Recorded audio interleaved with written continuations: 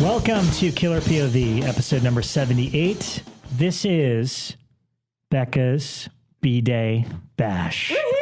With insects. It's my party and we're going to talk about bugs. Happy birthday to you. Okay. I've been drinking quite enough whiskey to get there. We just started. Okay, so I'm Rob G from Icons of Fright. Elric Kane is to my left from Inside Horror. And, of course, the birthday girl from Fangoria, Rebekah McKendry. I'm excited, guys. Yeah. Woo-hoo. And we have two of my favorite guests coming in, too. One of them is already here. Do we have to say favorite in front of him? I'm sorry. I want there to be suspense. I'm sorry. Okay. There are two guests coming in. Okay. We'll talk about them later. Friends of yours. Yes. Okay. We're not going to tell you which cast member of Seventh Heaven it was, but it happens to be in the news. You can guess. Too soon. Way to be topical, Elric. Way too soon. We're also having on Ebola and ISIS. Hey, this will air on Friday. By then it'll be old. Anyway. There's whiskey on the table. A lot of movies to discuss first. Paps, Yes. A lot of movies.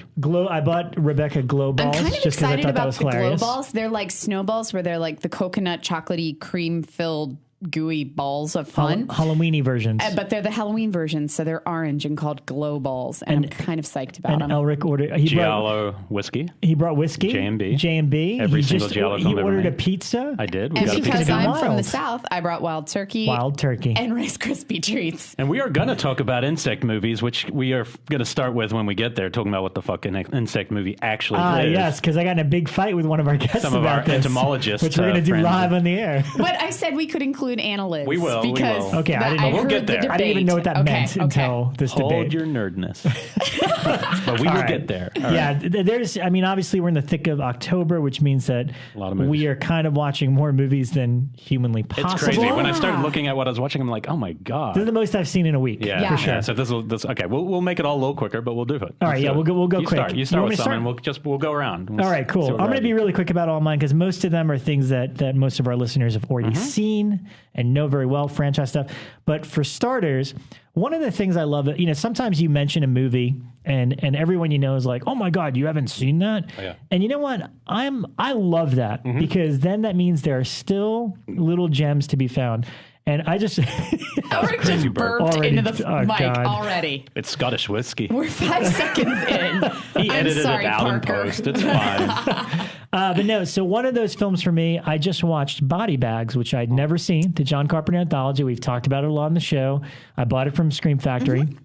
And the thing is, as much as I'm sure I would have enjoyed it as a child, as a 38-year-old man, it was like the greatest experience of my So life good. because I thought so as well. I didn't know anything about it. I mean, I knew it was an anthology and I heard you talk about the Stacy Keach section, but like it starts and then like, Carpenter's the host doing this like Beetlejuice-esque thing, which I think is hilarious. Given how sedate he is, Oh my every God, other time you I see can't him, believe it's hard it. to believe he even went there. Yeah, and then right off the bat, I didn't expect to see, in the cast, Wes Craven and Sam Raimi and David Naughton and like so just many fun cameos. all in these there. great The cameos. guy from Revenge of the Nerds. Robert That was Carradine pretty is the lead. awesome. He's Yeah, amazing, yeah, that's pretty good. and then later on, Toby Hooper, Tom Arnold. Yeah.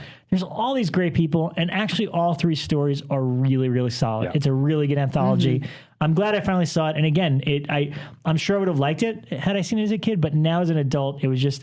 I think because it's from that time period and I'm seeing young Wes Craven or younger Sam Raimi. I guess I can actually speak for you in the sense that I did see it when I was young on VHS, and I remember thinking, oh, it's not very good, and being disappointed. And then I saw it last year and was like, this is awesome. See, it's pure entertainment. I'd heard of it, but very vaguely, and I'd never seen it until Scream Factory released it last year. And then I saw it, and it was just like, it was amazing. It's so awesome. It was And Mark so Hamill's much fun. so good. I mean, I forgot. Mark as Hamill. Carpenter says, like, Toby got the hardest piece because there's no fun to it. Yeah. But it's really effective and it's scary. And then Adam Wingard did basically the kind of a ripoff of that for VHS, too. Yeah, totally. And nowhere near as he's not Mark Hamill. and we can say that because how much we love the guest. Yes, it's not that's bagging true. on him. Yeah. But it's different. I don't want to see directors acting in their movies for the most part. Yeah. If you're an actor who directs and then you act in a movie, okay. But if you're a director and you just suddenly start acting in movies, I really don't care for it. Yeah. But this one's a lot of fun, and it's immediately become, it's going to be one of my go-to Halloween movies now. Every year I'm going to watch this around October. And how great was Stacy Keach? Stacy, amazing. It's my favorite segment by far. That's the best. It's the funniest Carpenter's gotten the chance to be really as a good. director. So that was really great. Let's see. I did a double bill at Scott Reynolds' house of the original Frankenstein with Pumpkinhead. Nice. I want to see Pumpkinhead again on Blu-ray. You know what? I haven't seen it in a long time, and I'm going to vent a little bit. I'm not as active as you are on Twitter. Like, I tweet and stuff a lot, but I for the most part, don't like getting involved in Twitter debates or arguments or stuff because you only have 140 characters and you can't really get into it. But sometimes, and I'm not going to name names because they probably don't listen to the show anyway. Sometimes I'll mention something that's very matter of fact because that's how I feel at the moment. For example, I saw Pumpkinhead in Blu-ray, and I was actually really impressed with not just Lance. I mean, Lance is amazing in it. I was impressed with the direction. Like, it was actually a really, well-directed story. The lighting. The lighting is really good in it. That's what I was getting ready to mention. Does Is Stan the lighting Winston directed it or no? Stan Winston directed it. It's his directorial And he debut. did Relic? No. No, he did that. Stan Winston did Pumpkinhead. No, he did the effects on Relic. Oh, Relic yeah. is directed by the guy who did 2012, the sequel to 2001. What is his name? I mean, Stan Oh, that's Winston. right. I mean, he Peter did Hyams, a sorry. lot of films, but But as a director, it's the one thing he did, and again, I was just very impressed with the execution of it. Even you don't really see Pumpkinhead that much, but the way it's done is very effective. So again, when you're looking at it with new eyes as an adult, I think I tweeted something like, man, it's a shame that it's a shame that Stan didn't get to direct more movies because he's only directed a few. And then I got a bunch of what I only assume were snarky comments. Really? I was like, I'm not even talking to you. Like, what's, who cares? I'm just stating a fact. I wish he made more movies. I That's always it. Plain and enjoyed simple. the movie. Like, I never saw it as being poorly directed or anything like that. And it's a man in a monster suit. There are certain elements of that are going to seem clunky because you do have a guy in a big rubber suit running around the woods. But I mean, I thought that Stan did a great job of kind of covering up the zippers and things like that, of covering up the seams. Yeah. With lighting and everything. I think it looks beautiful. It's good. I like it a lot. And again, I wish he had made more movies like that. And when Were I any met of the people guys, friends of yours who said that, or just strangers? Not real friends. I'm not asking that. So if you're Twitter listening, friends. you're not real friends. Okay, very quickly, as I mentioned last week, I started marathoning through the Vincent Price collection. That there's 2 volumes now. did you get to Tomb of Lygia? It's my favorite. No, not yet. I did, and I'm going to just whip through these because, again, Fall of the House of Usher, which I know is the first of the Corman pictures. The blonde hair, Vincent? Yes, that's the one. That's always an interesting weird look. I just thought it was okay. I didn't love it that much. I mean, the weird thing is I understand it was the first, but it also is almost identical in plot to like the Pit and the Pendulum. Like most of them have the same setup. Some stranger comes to the door and is like, I'm insane. I'm here. I'm sensitive to smells. Exactly. So I just thought that one was okay. Same for The Mask of the Red Death. Which What? No, that's one of the best films ever made. That's one of the best shot films in the history of cinema. It looked cool, but I couldn't get into it really. Oh, I like that. I find it really okay. perverse and weird, and it looks Nicholas Roeg's one of his first DP jobs in America. Oh, I didn't know that. He shot it, and I think unless it was in England because the crew were English, and they would have tea breaks, and Roger Corman really threw Corman. Apparently, like he was like tea breaks, and everyone was like, wow, because he just wants to work, Yeah. But I mean, that's why it looks so good. Yeah, it had Well, it looked good, but the ones that stood out to me were The Haunted Palace, which I liked a lot. Which is actually a Lovecraft story. Yes, that's true. Yeah. And then the standout so far, which I had never seen, The Abominable Dr. Phibes. Oh, It's amazing. It's got such good movie. plot. I love it with the plagues and everything. Yeah, just the art direction, the setup of kind of the revenge kill. I mean, if you're a Saw fan, I'm just saying maybe the original Jigsaw was actually Vincent Price. And Phibes Rides Again is also really good. Yeah, that's on the second box set, so I'm definitely going to make it to that. So that was that for the Vincent Price box set. Really quickly, franchise-wise, I got the Halloween box set, which I know a lot of us, our friends and people listening, got it. I made it through the first 3, which is, I love all 3 movies. The interesting thing about... So you can stop. Congrats, Rob. No, Good night. No. I'm going the full 9 here. Okay. The only thing I wanted to point out is that I watched it with the first one with the Jamie Lee, John Carpenter commentary, which is a pretty fun listen. I mean, Carpenter sometimes is dry. He's great when he's with Kurt Russell. Like, those are the best commentaries he ever does. The Jamie Lee one is kind of hilarious because John's like a grump when you try to compliment him about anything. Like if you're like, oh my God, I love that movie, you're a genius. He's like, yeah, whatever. He has no problem taking compliments from Jamie Lee Curtis because the entire time she's like, and literally it's every 5 minutes. Oh my God, this is so scary, John. This is so scary. And he's like, oh my God, thank you. I'd love to watch all my movies with you. And it's just kind of like this fun, it's like almost this like fun flirtatious thing where it's like, if it was anybody else, he would totally be ripping into them. But it's kind of like, yes, Jamie. Yes. And, it's fun. It's fun tidbits. The most interesting thing I learned from it that I'd never heard before, and I tweeted it, was that, Jamie Lee didn't become an actress. I mean, she did TV stuff, but not until she was legally able to act. Like when she was 18, did she really pursue it? The casting director of The Exorcist, she's the same age as Linda Blair, saw her and wanted her to audition for it. And Janet Leigh said, no way. Wow. Yeah. So they sought her for Exorcist. And her mom was like, nope, she's not doing that one. So I'd never heard that before. I thought that was an interesting little tidbit. And so, lucky for her. Otherwise, she would have been in The Heretic. Heretic. I'm from a different continent. I've been reading Zines. I did read Zines. Could have been a whole different thing. Zines, and mate. we're on Zines. Calvert Street right now. Oh. Get it up, Jacoba. And last but not least, Hellraiser 1 and 2. It's been a long time since I revisited them. Call me when you get to 3. You didn't come to Hellraiser at Jim when we did that one? No, I didn't. I missed that one. Hellraiser's still great. I will say this. The version that I got of the Blu-ray is the image release of 1 and 2, which is bare bones. 2 looks terrible. It's a terrible transfer. Blu-ray one is kind of terrible too. There's an Anchor Bay version, which that's what I saw. Is really good and has all the features on it. So I actually have that in one of the box sets. First one still holds up. Second one I've always loved. But this is the first time ever where I still love it, but it doesn't make a lick of a lot of sense. No, like Leviathan kind of shows up and is like, I'm in charge. And he's my favorite Cenobite. Yeah, it's kind of like, all right, but why did he turn on the other Cenobites? Yeah, his inclusion's a little kind of clunky. And why are they in But hell? Dr. Chenard's so good. I mean, look, and the gore effects are amazing. in this one. Visually, and some of the ideas are so radical that I love so much about it. I also think, and this may be controversial as my what's your name? The girl from Shining. Yeah. But I think Claire Higgins is really hot in the second movie. I think the show's over. No. Listen to me. She's your new Shelley Duvall. But they purposely make, like, watching them both back to back. They make her sexier. They make her, they go out of their way to make her a sexier character in 2. Plus, I mean, like, she's a succubus by the second one. Yeah, she's pretty like, much. Yeah, and she plays it differently. So I was kind of like, she's kind of got a thing going on. I mean, here. she's a great person. She reminds me more of a Meg Foster. She has that Meg Foster look, the eyes, the pale, cold skin that you could reflect into. You'd be making love to yourself. I think that's hot in Hellraiser too. What? I'm drinking. Sorry. I didn't realize you guys were here. But yeah, so I loved watching them again. But again, in terms of plot, I mean, usually you open the box and they come to you and drag you to hell.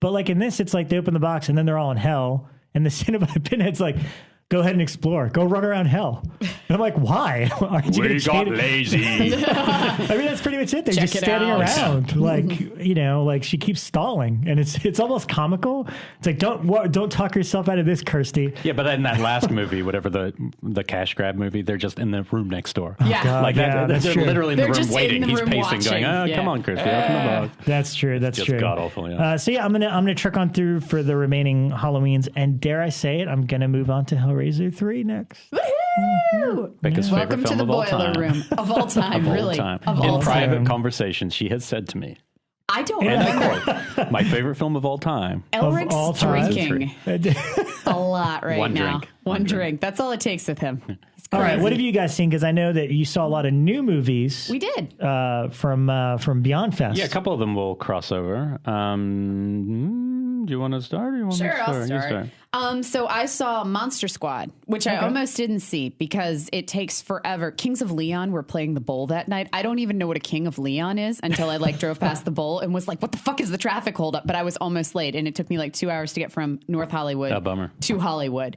So I walked into Monster Squad as it had already, they were actually just starting it and they had were playing my short next, which I was super, super psyched about. So Yeah, so I got to see that. And Monster Squad was awesome because it was kind of like I had not seen it since I was 13. Oh, wow. And okay. it was kind of like remembering why I loved it so much as a kid. And certain things that I completely glazed over that now I was like, man, they make fun of homosexuals a lot in the movie. They do. Like homo is just thrown around like mad. And I was like, oh, okay. You know, I think that was a little bit more laxed and understood in the 80s. So the way people talked back then. Yeah, that's how you weird. josh But your isn't friends. it mostly the assholes who talk like that? Because isn't it the frat guys? No, they call each other homos too.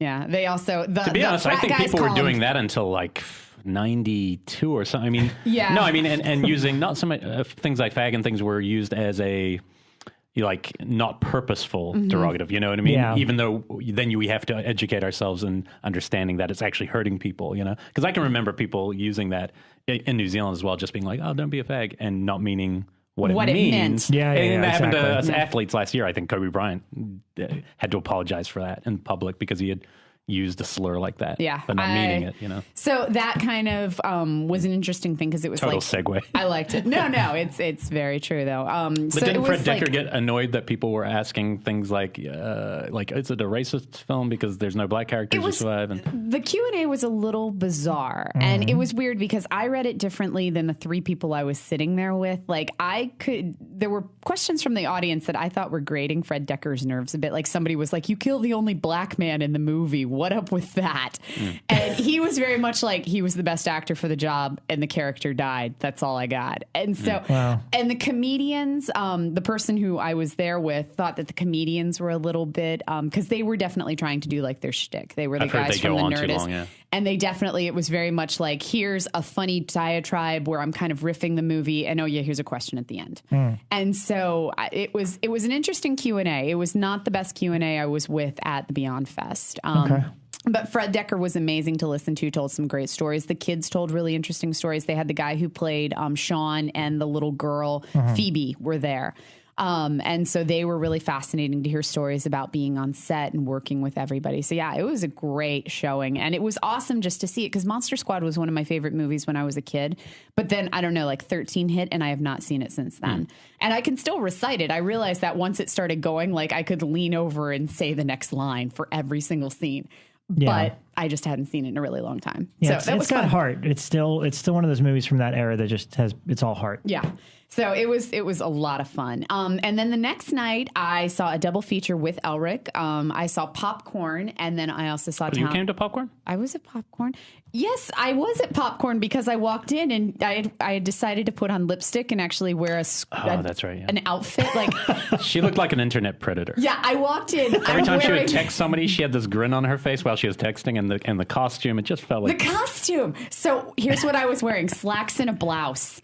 And I walk in and But Elric... you in a blouse is internet predator material, let's face Elric it. looks at me and he goes, what's wrong? What's going on? What's the special occasion? And I was like, I put on pants, Elric. And he was like, where are the cutoffs in the metal t-shirt? As everyone knows, I'm not used to seeing Bekah wearing pants. Yeah, apparently. So as soon as I change out of the metal t-shirt and the cutoffs and actually put on lipstick, it's like something's going down that night. Wow. So all night long, Elric was giving me crap about my It was appearance. unnerving. I got to admit, it was hard to survive that night. It was very strange. It was very strange because I was all dulled Well, up. we'll talk about Popcorn together. Yeah. Popcorn, seeing it on such a big screen was cool in the sense that they moved us at the last minute, so it was very difficult to probably get our audience, you know. But but it ended up probably being more people than we would have had in the little theater, and it was just cool to see such a, I want to say like malign and kind of clunky, weird, but fun movie on that screen. Yeah. It will never happen again. Yeah. I mean, that movie will get Christy Jet's working really hard and they're going to have, show it in but February. it won't be at the Egyptian, Yeah. you know, and it's like, we have this classy ass theater showing this movie about a movie theater. So it was the first meta movie of that night. Yeah. It was a meta double feature, but, it's really got something, and I think the performances of the villain at the end are really incredible. The Q&A was very illuminating. I'm sure a lot of this will come out in the extra features, but Mike was like a bulldog not willing to let go of a bone because he really believed that Bob Clark directed this movie. Right. Because both collaborative directors had worked for Bob Clark. Alan Ormsby was the original writer. Doesn't even take a writing credit anymore. He was directed it for 2 weeks. he left the project. No one knows why, and it won't know until Alan Ormsby's book, which comes out this year, and he's going to talk about it. Yeah. He left the project, and that meant his actress left the project too. So the lead actress. Then our guest, who was Jill Schoen from Stepfather, she came on, and I mean, very weird. She kind of admitted it. Yeah, she said that he asked, and she goes, well, I will say that in between each take, he came up and talked to us. And Mark Harrier, who was the guy who came in to direct, director. He had never directed anything and never directed anything again. He's an actor from Porky's. And that's true. He's also Jeffrey Combs' best friend from high school. In between every take, Bob Clark would come over and talk to Mark Harrier, and then Mark would turn and say, okay, here's what we're going to do. She had a beautiful expression, though. She put it she said she thought that Bob Clark wanted 1 foot on the gas and 1 foot on the brake. And that way he could be involved, but didn't have to take the credit as director if it was to go to hell. Yeah. And so it was very smart to get this other actor. But it's a really fun movie, and I'm sure it didn't make much of a splash at the time. It's going to get a real release at Synapse soon. I'm sure it's Synapse. Synapse. It's going to, from my sinuses, it's going to get probably amazing extras, and all these stories will come out. But it really was. I really enjoyed seeing it. I mean, it seemed like the crowd. I had a lot of people come up to me afterwards saying they preferred that to the second film, even though the second film is really good. Yeah, a lot of people really just had fun, I think. I still think Popcorn is a blast. It's very clunky, but it's just a fun film. Yeah, I love it. No matter how you slice it. I mean, it might be clunky and it might have problems and plot holes and weirdness to it. But and the actress Jill told us that when she came on, she basically didn't act with anyone else. Yeah, she said they just did cutaways with her. They just had to get her cut inserts because they had shot all the stuff. So they'd shot for 2 weeks, and she had to come in and just take these shots. And she's like, "This is real." So it was really hard for her because she had to just go in there and work. Wow. Dee Wallace Stone, is fun in it at the start as her mom, and it's just unfortunately the lead actor whose name who plays the villain. Which I think is really fun. He died really soon after of AIDS. Yeah. Very kind of early, 91. He's in One Crazy Summer. One Crazy Summer, Steve's movie, yeah. And all There's I was thinking is like how great he is. The One Crazy Summer guy. You're right. Yeah. Yeah, the one he's with really the speech good. impediment. He's so fun. He really just knocks it out of the park. And then, what was the second film for the meta double that we saw? I loved it. Town That Dreaded Sundown. The remake sequel. It's not it's really not a remake. It's not a remake. It's like because you'd have to have seen the first one. Yeah, to understand it. Relies on you having seen the first one. It's very much like Human Centipede, where it pulls completely out of the fact of it being a link to the first film and instead says that it's set in our world with the first film having existed, and now we're going to reflectively look back at shooting the first film. But it's the same concept where the killer returns to Texarkana. They show the movie once a year there on 16, and this which is true, I think. I'm sure. No, you could tell a lot of it was based in fact, and how even a movie about your town would affect a town, small town, especially such a negative movie.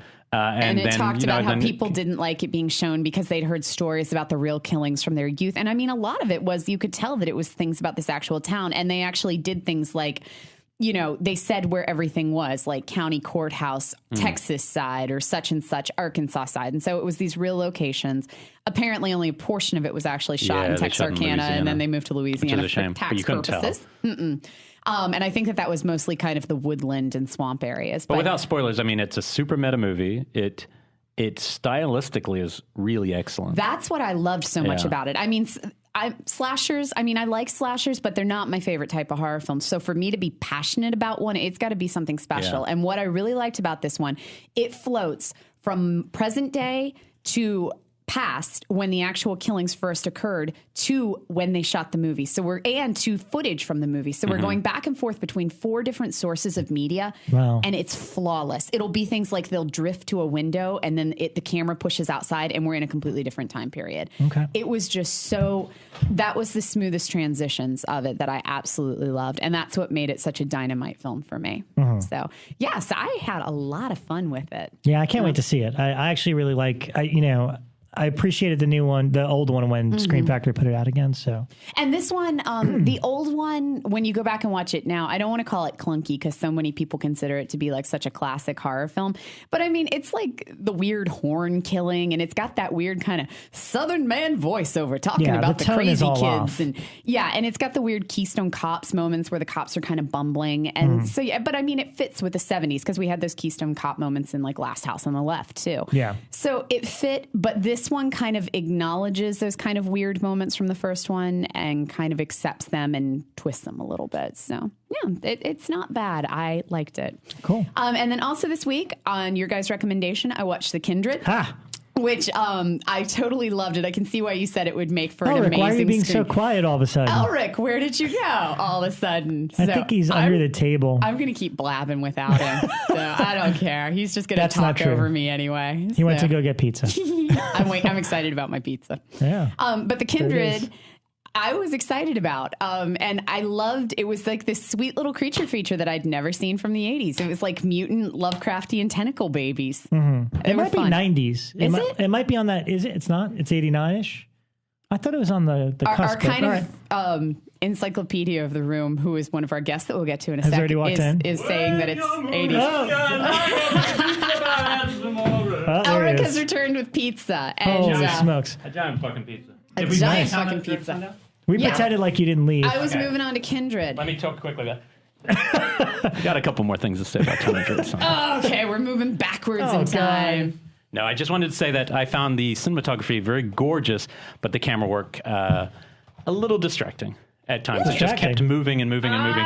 But the only thing I didn't like was it was rotating. That's was what I'm driving me kinda meaning, crazy yeah. when it was like in group settings and I was like getting dizzy. It was shot like a TV show, but that makes sense. a good one, and it was very exciting. But I will say, there's some really interesting. Did you mention the whole American Horror Story team is behind the film? I didn't. I hadn't. So basically, it's gotten the to that entire team. If you like American Horror Story, basically everyone involved in that was working on this film, down to PAs. Well, I got that sense from the trailer. The trailer looks like an episode of American Horror Story. And that meta idea comes down. But it really was fun. And I'll say this about it. It's been a long time since but it's been since Scream, that a slasher film, when the actual killer comes on screen, makes you jump a little because the movements are so quick and like it has an intensity about it, which has not happened since Scream, the first Scream, not sequels. And that's the one thing they really nail. He's a cool killer, though? Yeah, it's good. In terms of, cinematic. But I would say this, that the last act is, I haven't met a single person who was satisfied, unfortunately. The and ending it does derail. Fucking blew it in the ending. It feels like somebody just saw Scream, and they're just trying to make movies like Scream, like that kind of self-referential. And so it's a shame, we won't ruin it for you. But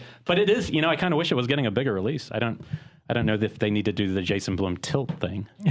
But Jason Blum was there and he wore purple tight pants. Yes, he did have on very tight pants. And I don't know why that's important. I've never seen him talking. You were obsessed with people's outfits that night. I walk in and he's like, "You look all turn it up." I must admit, Jason Blum also looked like an internet predator, so him and Bekah would have made a perfect couple. If I'm not in cutoffs and a metal T-shirt, I'm an internet predator. That's there how is you no look to in me. between. What am I going to do? Wow. You were doing Kindred? Yeah, so Kindred. I had said it was a super fun film. And I was super excited to find it. Mutant Babies. It was just a super fun little trip.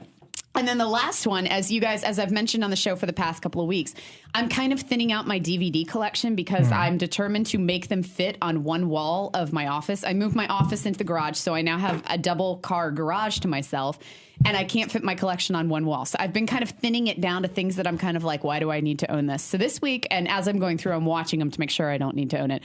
This week I watched Case 39. Oh, fuck off. Exactly. See? No, just hell no. That doesn't deserve airtime in this arena. I am sorry, Renee Zellweger, whatever your name is. I've only had one glass of whiskey so far. And I will leave it at that. I think that was a fair description of that film. Oh, my God. What did you say about Kindred? You liked it? Actually, yeah, it was really slow burn Effects to are awesome, get right? to the cool stuff. And then once the cool stuff started happening, I was like, I love Lovecraftian mutant babies. That it kicks ass. But the whole, my mother just came out of a coma. Let's all go see her. I was, what the hell I think is that's going maybe on? when people mistook when I was saying how great it was for those parts are the parts that would kill in a crowd. Right. But when you're watching at home, you're kind of like, oh man, that's bad writing. Yeah, but it's funny. There was so Yeah. the part where she's like, I need to get my parents' wedding present, and then she shows up with her watermelon, and she's like, this is my parents' wedding present. It's kind of like how everyone talks about pink socks with Possession. Now it's watermelons with Kindred because it's like, what is this watermelon? Nobody's talking about that. I hang in very specific circles. Pink socks with Possession. Right. Very niche knowledge here. But for this week, I have 2 articles due, and Elric returned both of my videotapes to me. Like half my library is over at his place. So I didn't even watch those things. How could you not watch these? Elric had borrowed 2 of my favorite movies, The People Who in the Dark and House of Psychotic Women. Both absolutely amazing. I have articles due on them this week, so I'll be writing on them. Okay. I can't believe you did not watch them after you had them for like 6 months. The longer they sit on the shelves, the harder they are to pick up. Lame. They gather dust, and you can't even lift them after a while, Lame. Okay, Okay, so we talked about Popcorn, Town That Dreaded Sundown. I saw ABCs of Death 2. How was it? It's obviously, it's one of those things I watched at home rather than go to the theater, and I think actually that's a better way to watch it, because then in between each one, you can kind of look at your phone, look up the director. It's really just a directing reel challenge. It's a good way for these filmmakers, and quite a few of them are fairly unknown. At least 7 or 8 are people who haven't done a feature, which surprised me because I wasn't expecting that. I always expect it's the who's who of indie. So some of the better ones came from those kind of directors. There's nothing terrible in it. Maybe there's one that I thought was pretty bad. I wouldn't name names. But unlike Why not? ABC, You always do. Because everyone likes this guy. He's not from America, but It's not the Suskas. We know it's that. not the Suskas. Yeah, he made some film about Cuba. That's all I'll say. But it just was silly. But it wasn't the names I think that I was expecting to like. They're all pretty solid. It's a pretty solid thing. But again, I don't necessarily want to watch all of it. Is Nacho Vigalondo? No, he's VHS 3. I've heard his segment's really good. VHS 3, it's really good, yeah, from what I've heard. No, ABC's Death 2 has some really good stuff. There's some really interesting deaths and moments. But again, there was only a couple that I was like, wow. There's a Japanese one by a director I wasn't familiar with, where it's basically humans who are still alive on trial by zombies for killing them when they died, because they've now found this cure, but they're still zombies, but they're basically functioning zombies. But they are the dominant ones. It is incredible. It is one of the most perfect shorts I've seen. Who's the director? I can't remember what his name is. He has done, maybe he didn't do Death Note. It's not him. No, that's the guy from the Necronomicon mini thing. I'll look it up after. I think it's at a guess. And it was really one of those pieces where that is really good. For having 5 or 6 minutes, he created a whole world. Oh, wow. Whereas a lot of them literally create one cool effect gag. Mm-hmm. There's a great axe chop to a neck that I've never seen anything that looked more real. But the actual short was only so. But no, huge improvement from the first for sure. I really would say that it's worth watching if you're interested in what's going on out there. But as a whole, you're still not watching a movie. I'll rather watch a movie any day. Was it kind of as long of a slog to get through? No, as it didn't feel as bad. It felt better paced, and that's just probably because the movies are better, I think. And the one thing is the credit sequence show up the rest of the shorts. It's so well executed. The opening credits are so beautiful that it kind of, But, I think it's a good way to watch VOD. I think it's a cool VOD film. I wanted to mention quickly, people, I was never really familiar with Diabolic magazine. The new one? Or? Just as a magazine, because it's only got 20-odd issues, but it's kind of like the magazine after my heart, because if I'm going to read about news stories, I'm only going to look at Fango of the other ones, but this is film comment for horror. Yeah. I mean, it's all analysis articles. And there's a huge interview with Chris in one of them. Well, everyone wrote to me today saying, there's a Possession piece, and it's all, they're all on pregnancy films. And so it's Proxy, it's that, it's The Brood, all these movies. And I was like, oh, cool. So I picked it up yesterday. Gorgeous magazine. Just read the Possession thing, wrote to the author. It's a really great analysis. Things I'd never thought about, and looking at the film totally differently, which was really cool. And so now I found this new magazine that I'm going to probably go back and read all of them. Watch the finale. These are going to be just boom. I watched the finale of The Strain. That show improved dramatically, but towards the second half of that show became a really fun show. I'm going to take some convincing to get back into it. You don't have to. Burned. I just thought it was really fun. Wow. The first half I thought was as Morgan heard back then, bad pre-fringe acting. We haven't announced who our guests are yet. Yeah, you did. I did. But no, I really like it. It really gets to a place of action and mythology, and it's really building up quite a intrigue. It's not perfect, but it's as good as Fringe, I think, by once in the second half. It wasn't in the first half. First half, I found it pretty dreadful. So look out, if that's saying you need a horror show, hit that. Deadly Spawn, I had never seen before. I'm glad you finally watched that. Yeah, and it's got some of the best low-budget effects in the history of film. It's obviously a movie just for that. The actual storyline's very, there's really no storyline in-house. But what else? It left you with that really... that great feeling of when a monster kid is the central lead protagonist, and how much I just love those movies. This kid is so great because he doesn't even flinch when he sees this giant monster, because this is what he lives for. And he's the one who works it all out. And the effects this is absolutely a film that anyone's into regional horror or indie effect horror. I don't know. There's obviously a major story behind the director, because I know he does a lot of gay theater now and stuff, but he is largely neglected for all extras, and the producer is the one who tends to travel with the movie. Yeah. So I don't know the story behind Dave McKeown. Is it McKeown, or who actually directed it? I don't know if he I heard that maybe the producer finished the movie. Yeah. And so maybe that's what I know too. But but this is a great movie, and everyone that was Arrow Films. You should check it out. I watched because of Lawrence from FearNet, ex-FearNet. When he was on our show, I was asking him like one of his favorite movies, and one of them was a Joe D'Amato film, which I've always struggled to get through Joe D'Amato because Joe D'Amato has 40 aliases and has made over 220 films. Witchery from him's fun. Which one? Witchery. I haven't seen that one. It's fun. It is interesting. So he said Beyond the Darkness. It's good. It's good. AKA, I love this title more, Blue Holocaust. That is a hot title. The actual look of the film's really interesting. It's basically just a taxidermist guy, young guy whose fiance dies, and so he takes out all her organs, stuffs her, and keeps her around to have sex next to her. And he's in between that being kind of made love to and kind of looked after by some weird nanny type figure. Here's the interesting thing about this film, and it actually made me more aware of musical scores and how you can't just put an awesome score on any movie. Goblin did the score to this movie, and it really makes you realize how score and image are linked. That often I'll see a kind of crappy movie and go, oh, well, you could always just put a cool score and it would work. Here is a brilliant score, like the kind of score that should be coming out on vinyl right now. But the pictures don't prop it up because they're shot so it's almost documentary type, but without any real skill of where the camera's placed. And it never, how Town That Dreaded Sundown, there's that scene, the remake, there's that scene outside the motel, and it looks like an Argento pic, and it just has chops. Mm-hmm. Nothing in a Joe D'Amato film really has that kind of aesthetic. And watching the score is like these two things that didn't match each other, and they didn't work together at all. In fact, that film probably should have had no score and been even kind of more painful to watch.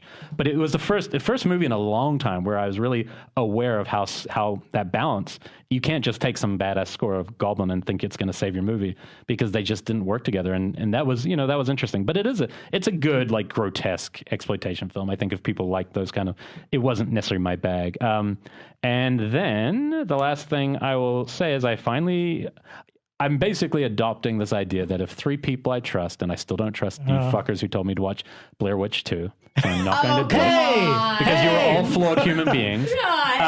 But Halloween 2 I had seen recently. I'd only seen it once, and they didn't care for Halloween Rob 1. Zombie's Halloween I saw the 2. theatrical Rob Zombie's Halloween 2 on disc a while, years ago when it first came out, and just was kind of nonplussed. In fact, I'd almost forgotten all of it, except I remember the hospital stuff. And I watched on the Blu-ray that I borrowed from Rob last night, and if that movie was the first 25 minutes of that movie, my God, I would have loved that movie. I'm not saying I didn't love it. I really liked it. I've got to say, I was really surprised.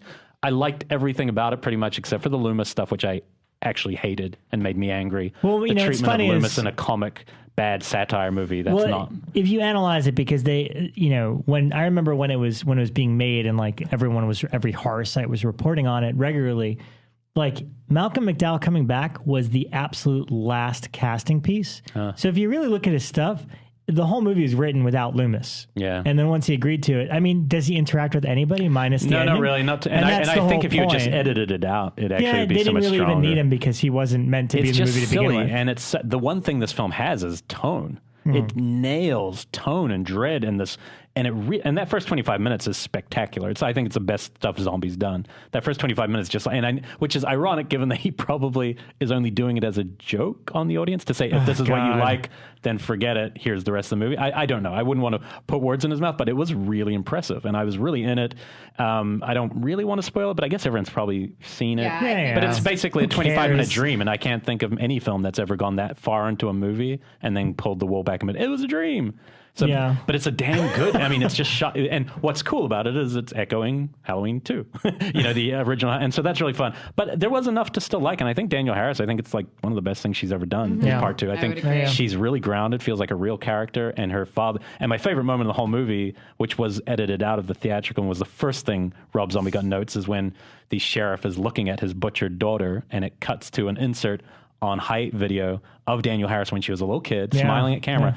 I actually felt something in a movie where otherwise I'm just kind of standing apart watching horror. And I think this is Zombie's strength, is taking risks, saying, I don't give a fuck, just doing things.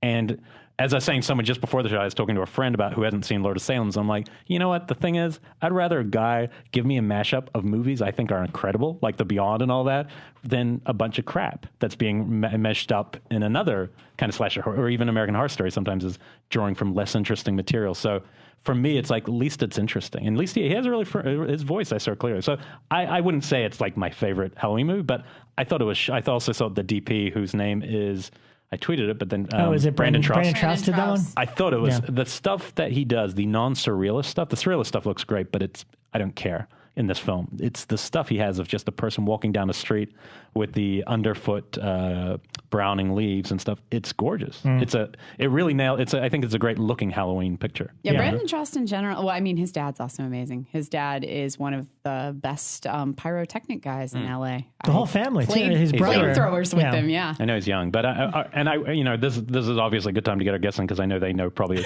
I know I'm seeing Dave nod about Halloween too, and I mean I'm genuinely curious because it took. I can't remember who they were. I think one was Wolfman. I can't remember who the other 3 people were, but there are 3 people all one night who were all going, "Oh, I love that film," and I was like, you know what?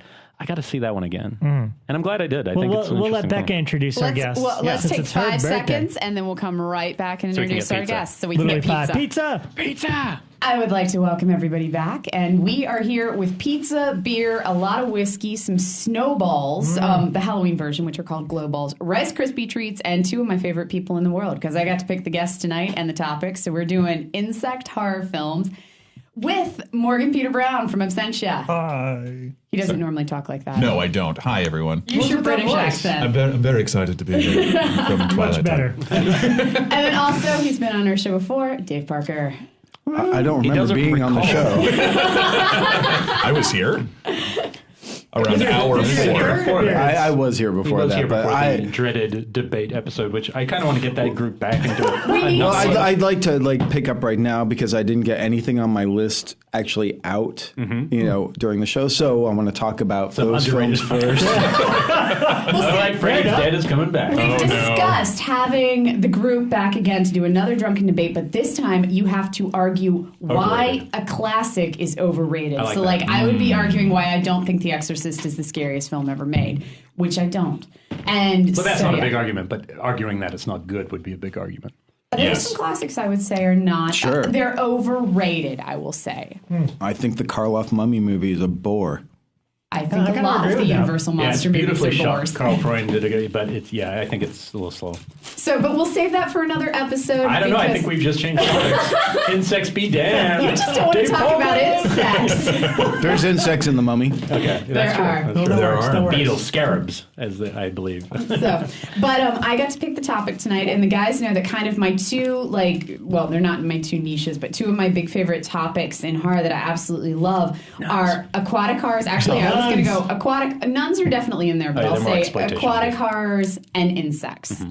And which should be fascinating because I have 4 titles. I actually realized my knowledge of insect movies is minimal. I have a lot, and then I have a bunch with a question mark next to them. It's like, does this count? First, though, I want to hear, because you guys, I saw you at a couple things. I know Dave was at Town That Dreaded Sundown, and you went to a couple things at Beyond. I just want to hear what you guys have been impressed by or have been thinking about horror lately before we get into our topic. Dave? Oh, okay.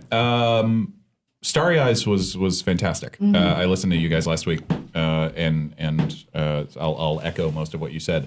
I was, having made movies at that sort of a budget level, the quality, the style, the performances they got, I thought it was terrific. And it goes somewhere. Mm-hmm. It goes somewhere. Not all movies go somewhere. It goes somewhere, and some of the creative choices they made, which are fairly simple choices, things just like, I can't really talk about them without giving huge things away, but there are several scenes towards the end that are just so boldly ugly. Yeah. And I gasped. There was a sequence. He did. I was sitting in front of him. I call it the Manson sequence. Yeah, there's something of it. Well, no, there was that, and then there was also what I'll call the rebirth sequence. There was a decision to do something with a girl's head. I don't even know what that's referring to right now, but I like it. And I was blown away, and it was such an amazing visual that I was so impressed, and I thought was pretty terrific. The one thing you guys didn't mention last week about Starry Eyes, which I thought kind of also elevated it, were the practical effects are so good.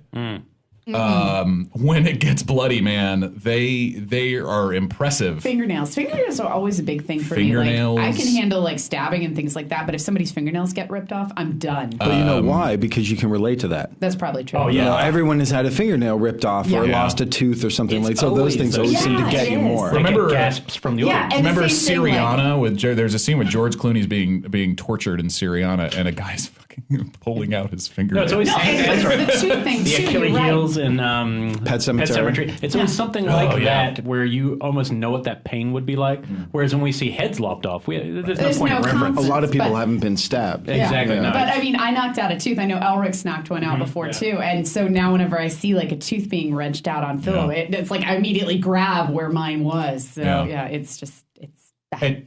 And then I saw Possession afterwards, and I think Elric, you pointed this out that my immediate reaction was I would have punched Elric Kane in the face. One day you will hug me and embrace me and say, because you say I for me. I didn't hate it. To clarify what was said last week, I did not hate it at all. Right. Sorry, I didn't. it's more mean just to the- no, misquote no. you. No, it's the emotional I loved, intensity. By the way, I was sitting in front of Yeah. him and Joe Wicker, Yeah. who's another one of my friends, and I'm listening to their reactions the whole time, and it was just. It was well, and then by the end, it was just straight up hysterical, insane laughter because there was nothing else I could do.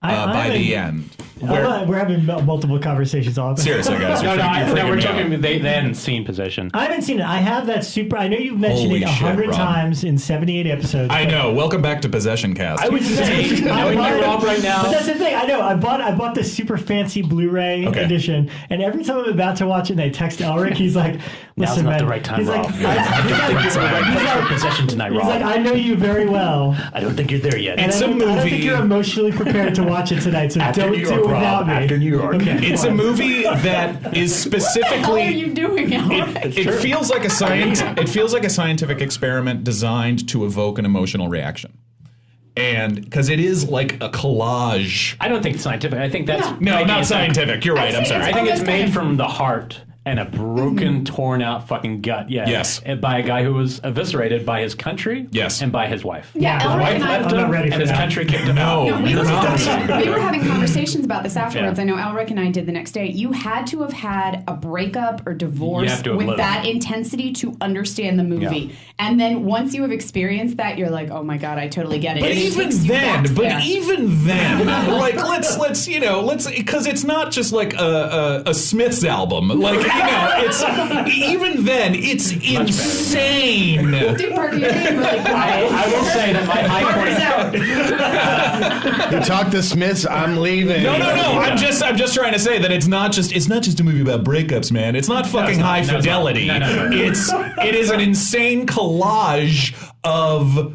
Insanity. But it's also very, what's weird about it, and I didn't know when I saw it. When I saw this and fell for this movie when I was like 21, I had seen nothing else by the director. Having now seen his other films, they're all pitched there. They're just not as effective in a way. Okay. They're close. A couple of them are almost as good, but the Possession, because I think it strays into horror, is why it's so accessible to people. The others are more art house and more That's romance. where And I have to agree. The other Zalowski films for me are like Jodorowsky, where whatever they're- emotional level he builds up on a scene, the next scene where he shows like frogs writhing, I'm so befuddled it completely pulls me out of whatever I experienced. Well, it's in the scene interesting. prior. It's interesting when you get, someone who's doing a movie and they're angry or vindictive or they're at that emotional height state when they're making a film. It's rare. It's never, rare, like, but boy, you get some really Brood. interesting. Well, and it's exhausting Vincent because Price. Yeah, Brood, definitely. At the end of the day, also too, a film is a very making a film is a very extended experience.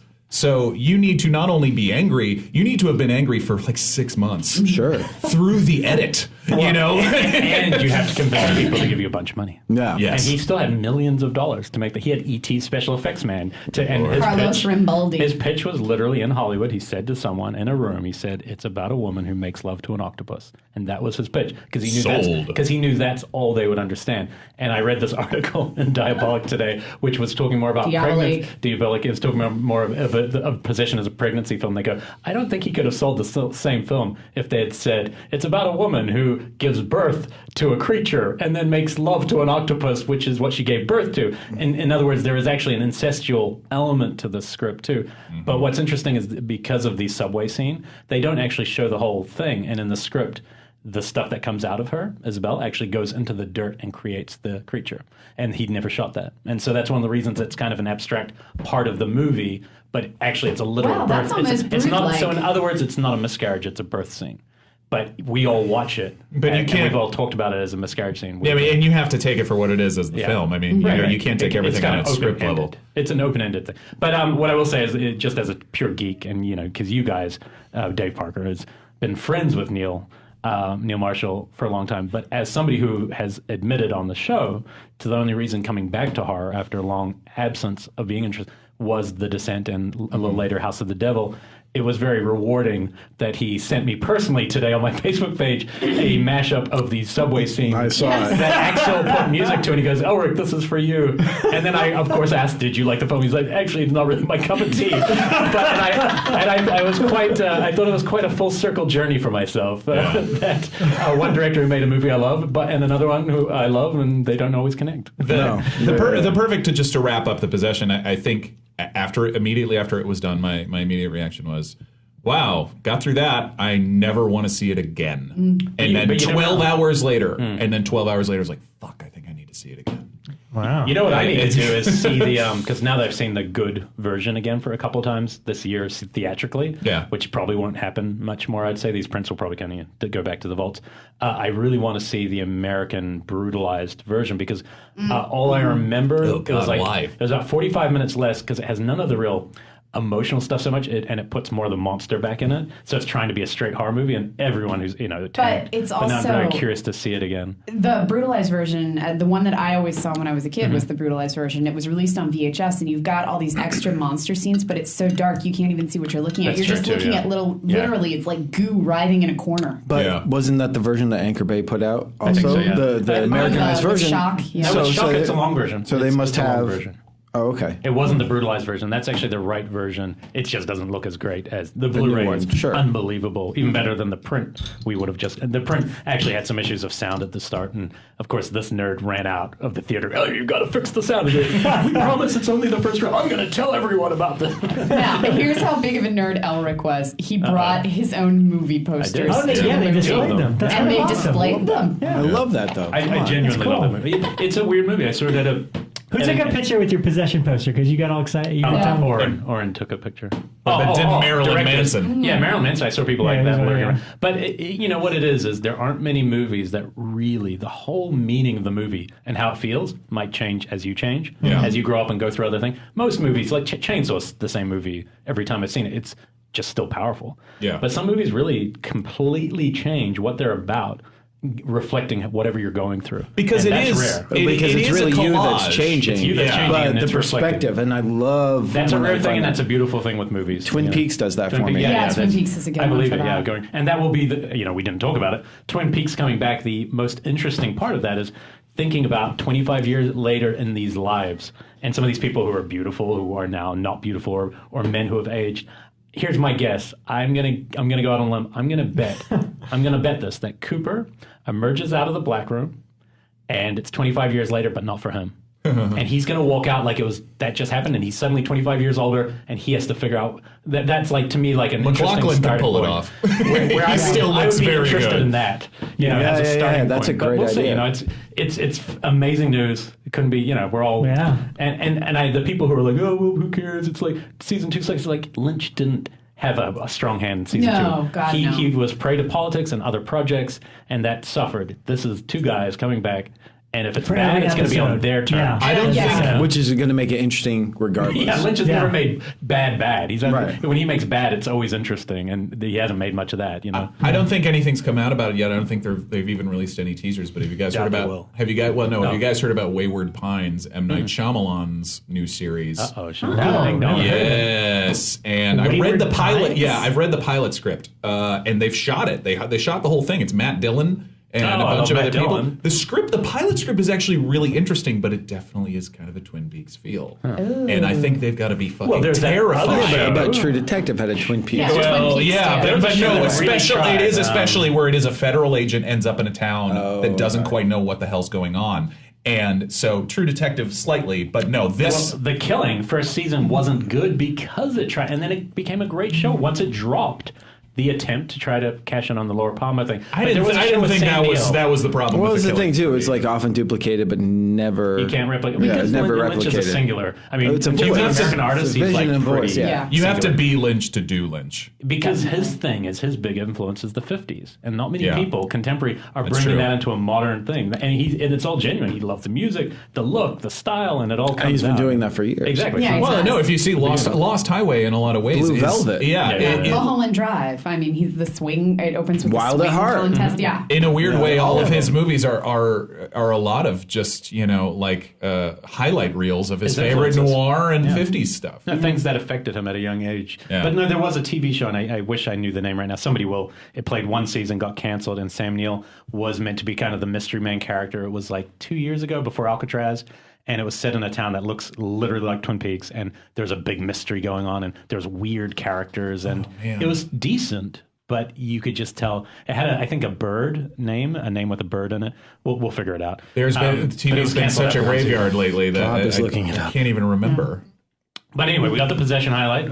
Anything you saw that stood Seriously. out? I saw The Guest today. Adam Wingard's The Guest, and I liked it. I thought it was fun. I appreciated. I really liked the score. Yeah, it was good. I thought Dan Stevens that's like almost a star-making role. Yeah. I think it is. for sure. Not almost. I think it is. Someone said on unfortunately, Twitter that Dan Stevens for Doctor Strange, and I was like, that's actually a really good idea. I just And think, not unfortunately, crazy. that the movie's not getting a wide enough release to Yeah. make it a star. But it's like But with the right people, right? The casting the right agents, people it'll will be see enough. it, It'll be and enough, then yeah. he'll get something Yeah. really big. I didn't even know that it was playing yet until you guys told me last week. Like it really has hasn't been been promoted well. Well, no, but it is. And it They ends just tomorrow. announced that it's expanding to I think 30 cities next week. So Oh, is that's it? great. Yeah. So apparently, its per theater is doing okay. Because it's one show at the ArcLight, which is why I went, because it was like tomorrow people? it's going to start. There was less than 10 Yeah, in the that's theater, what I got too. which so. is unfortunate. But It is, yeah. But great performance by him. For sure. I liked all the Halloween 3 nods Yeah. that they had in the movie. I thought that was really nice. It was It's nice. a leap, right? It is a leap. I know it's a little light in terms of subject matter,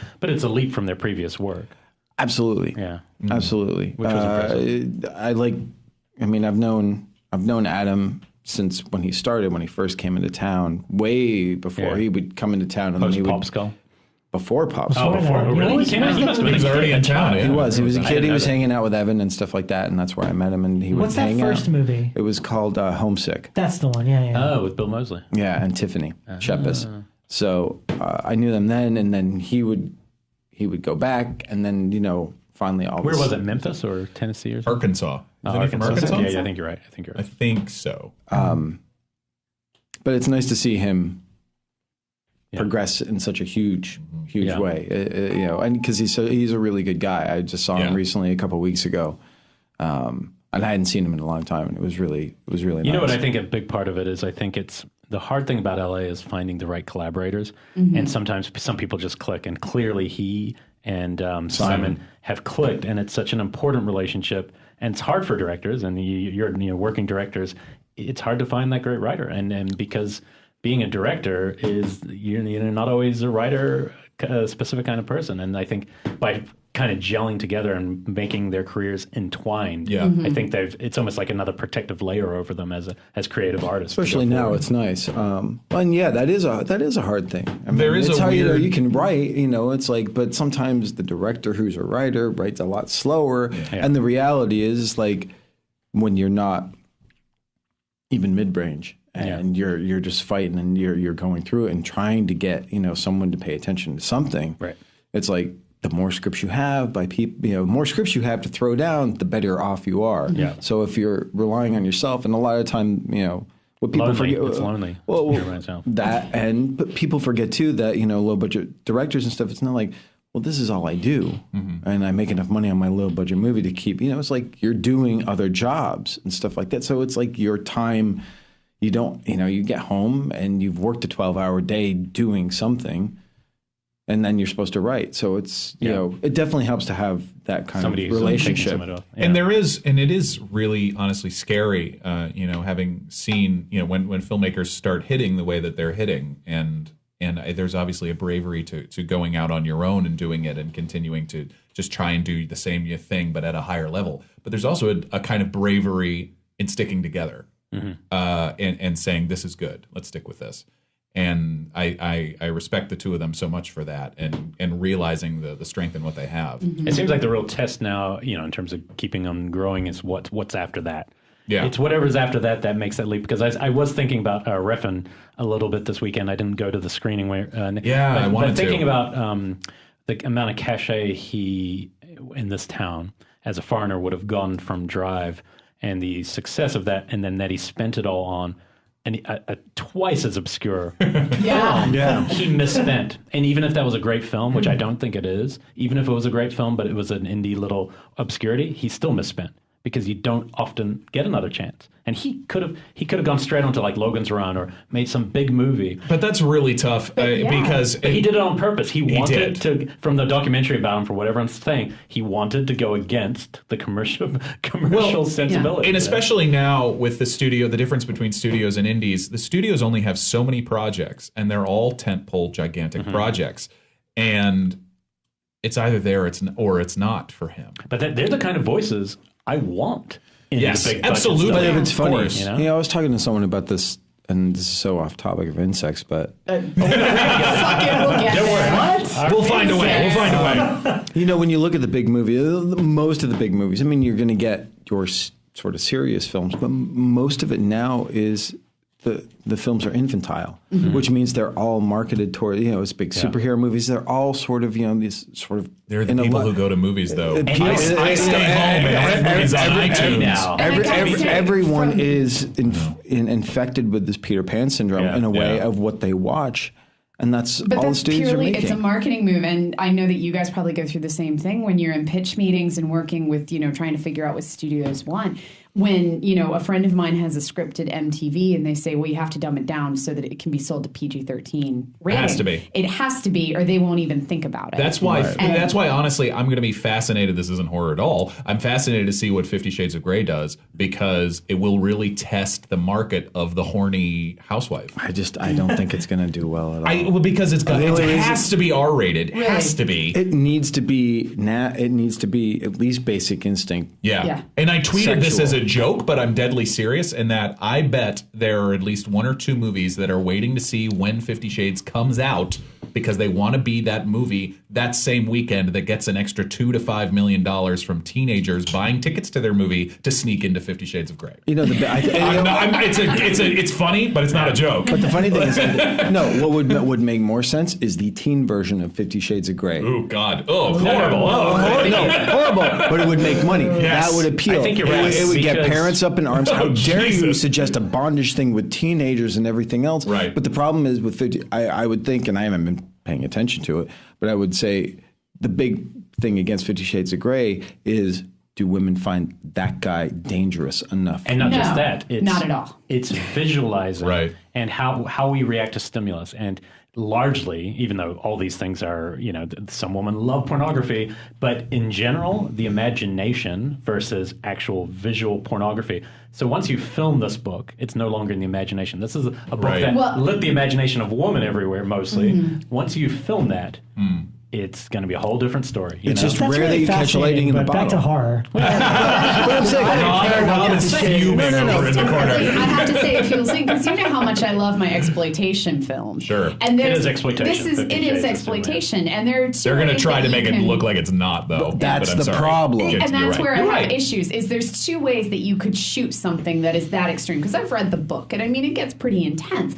You could either shoot it so that you're just hinting at everything and it's left very subtly, or you could go full fucking out bondage with They've it. got to go R. I don't think they're going to. And they They're won't, gonna because keep the it all book is Powerpuff. bondage light as well, from what everyone tells me. But I know Rob's saying bring it back to our. I can do rating this. system. I can bring this. Well, no. Okay, I can bring this back to horror and Yes. insects. in one swoop. Holy Do it. smokes. What was interesting is, if you take the correlation of, remember when Basic Instinct 2 was going to be directed by David Cronenberg? Yeah. Yes. Yeah, yeah.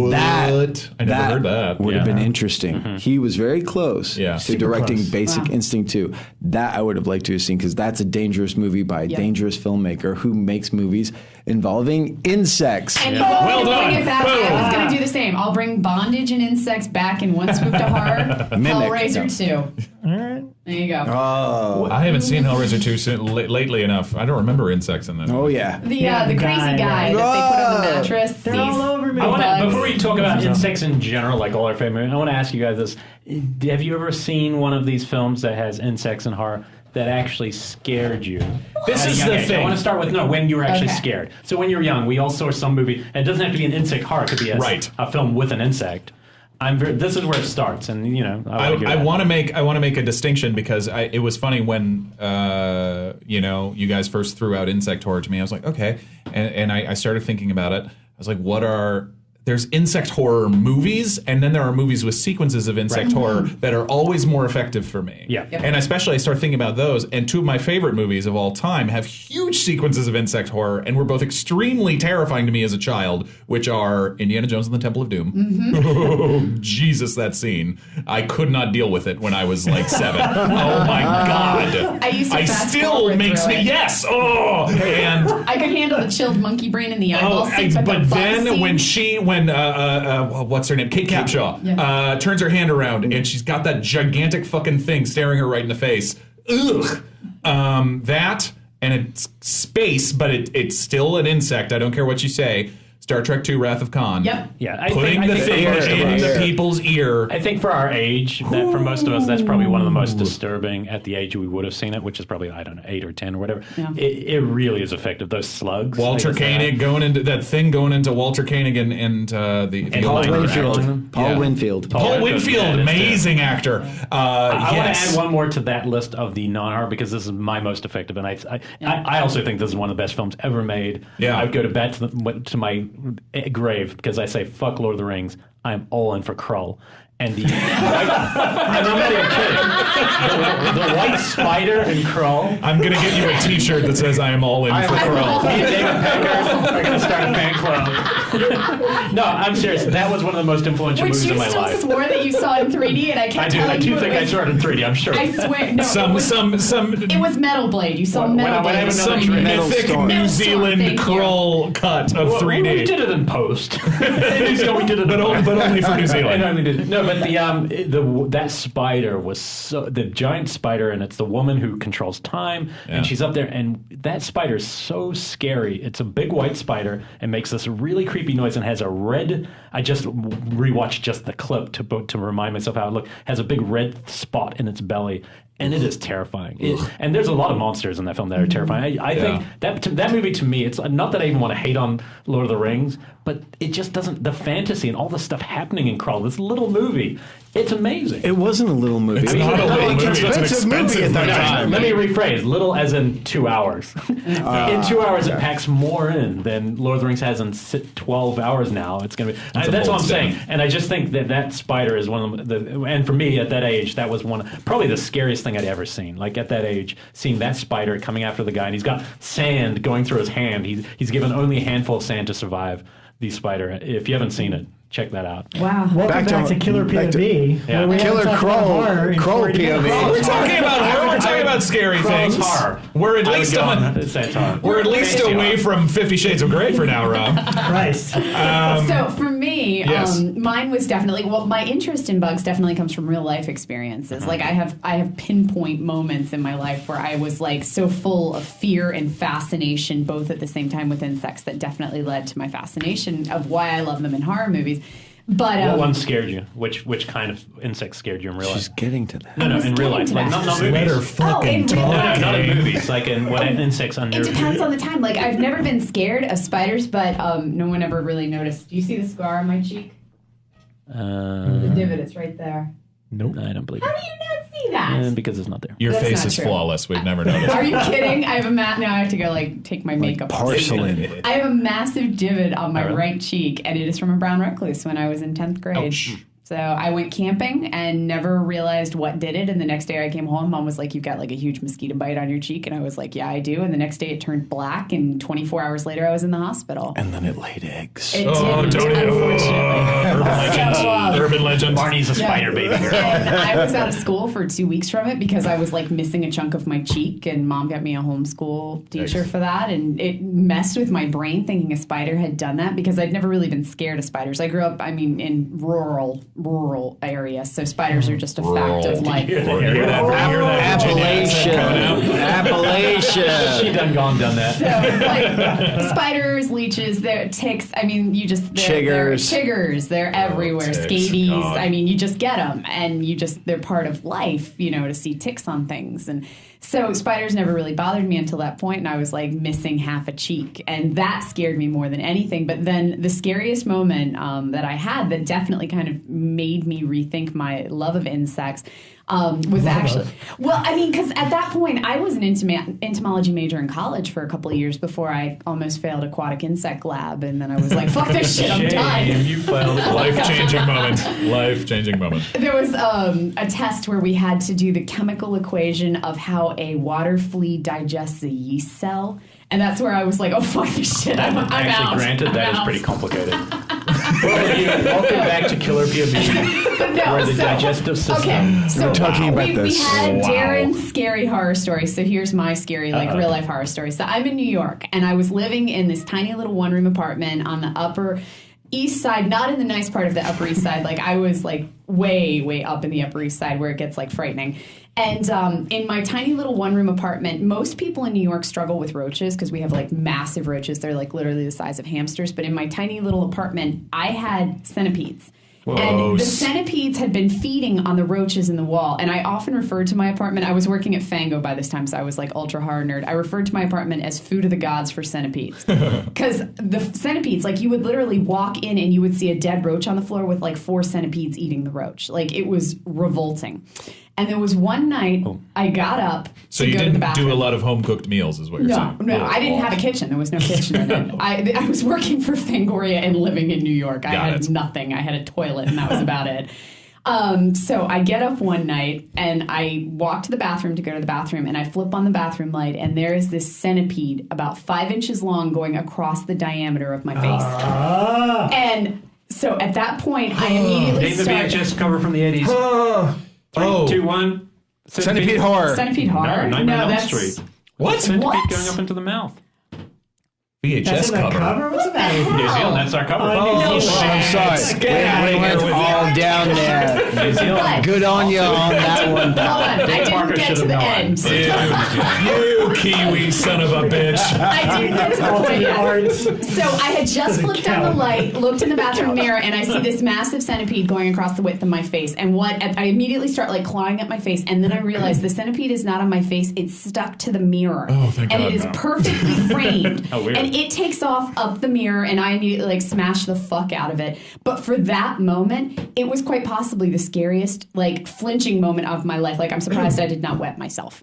I've never been that scared before in my life, because as far as I could tell, for that split moment, that thing was like eating my eyeballs and had been on my face for a while.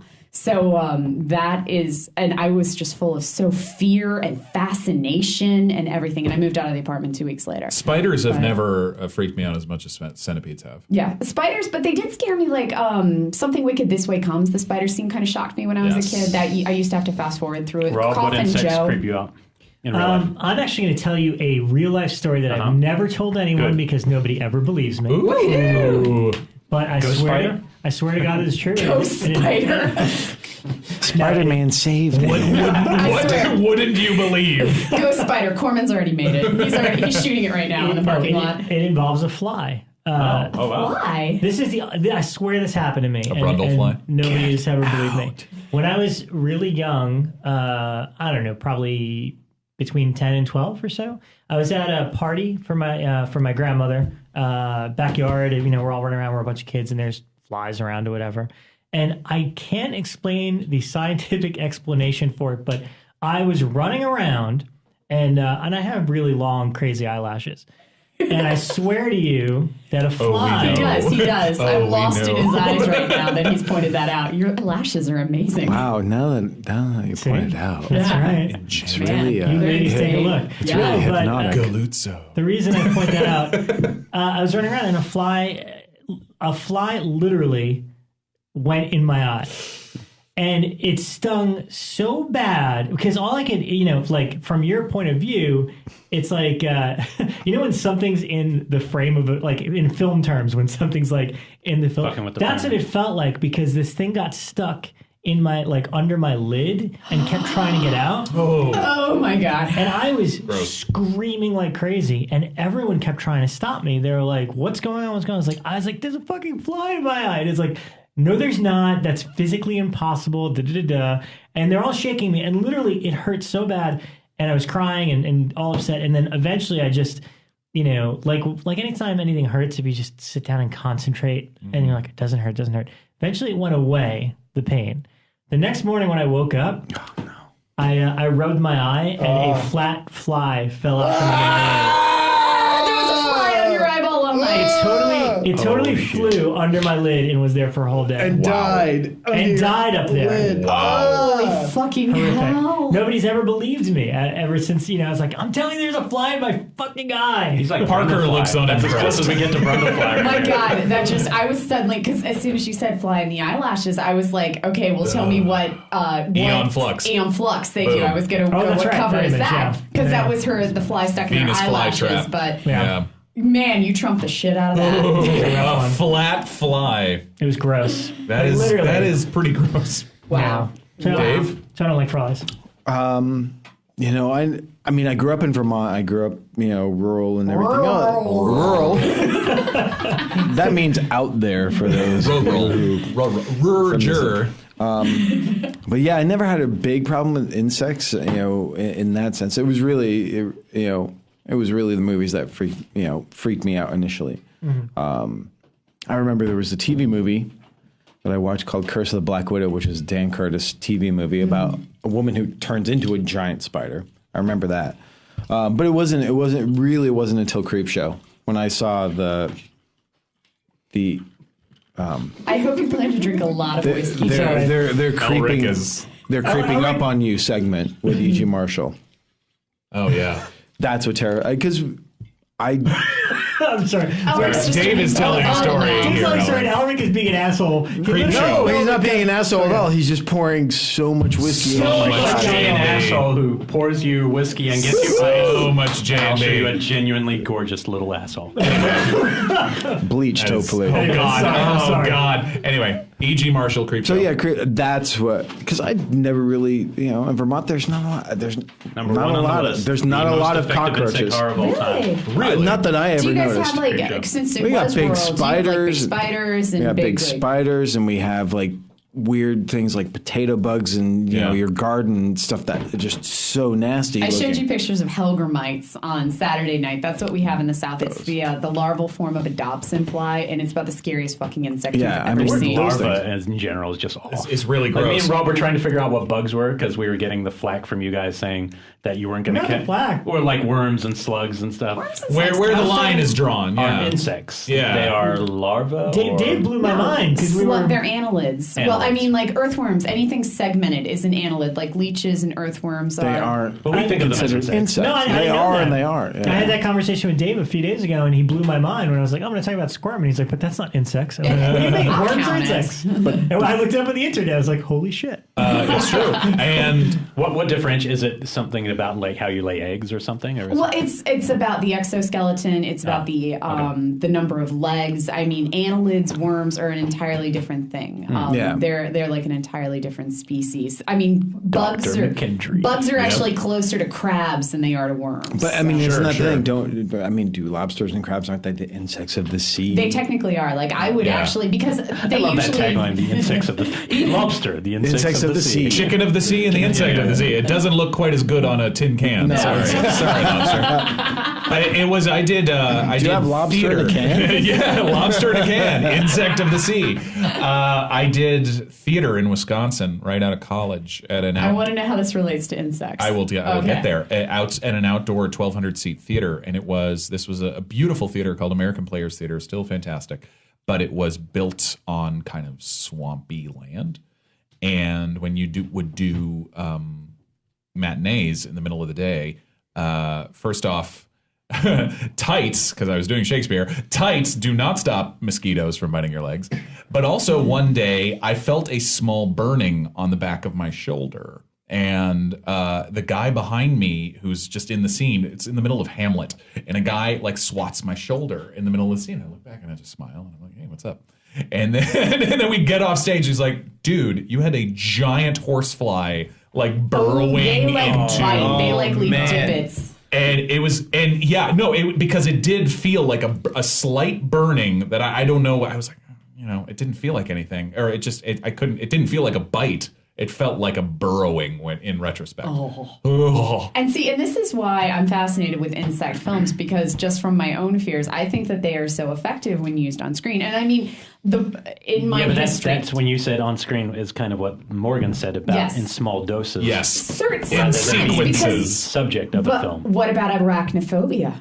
That's a good one. It's well done. There aren't a lot. It's a great jump scare movie. Mm-hmm. Yeah, it's a comedy too. I mean, it's not John a full Goodman's very horror funny. movie. No, but there are so many jump scares in that movie, and just knowing that a spider that big exists that can rear up and hiss at you is pretty terrifying. Julian Sands, by the way, always good to raise tension, and he's so weird and British.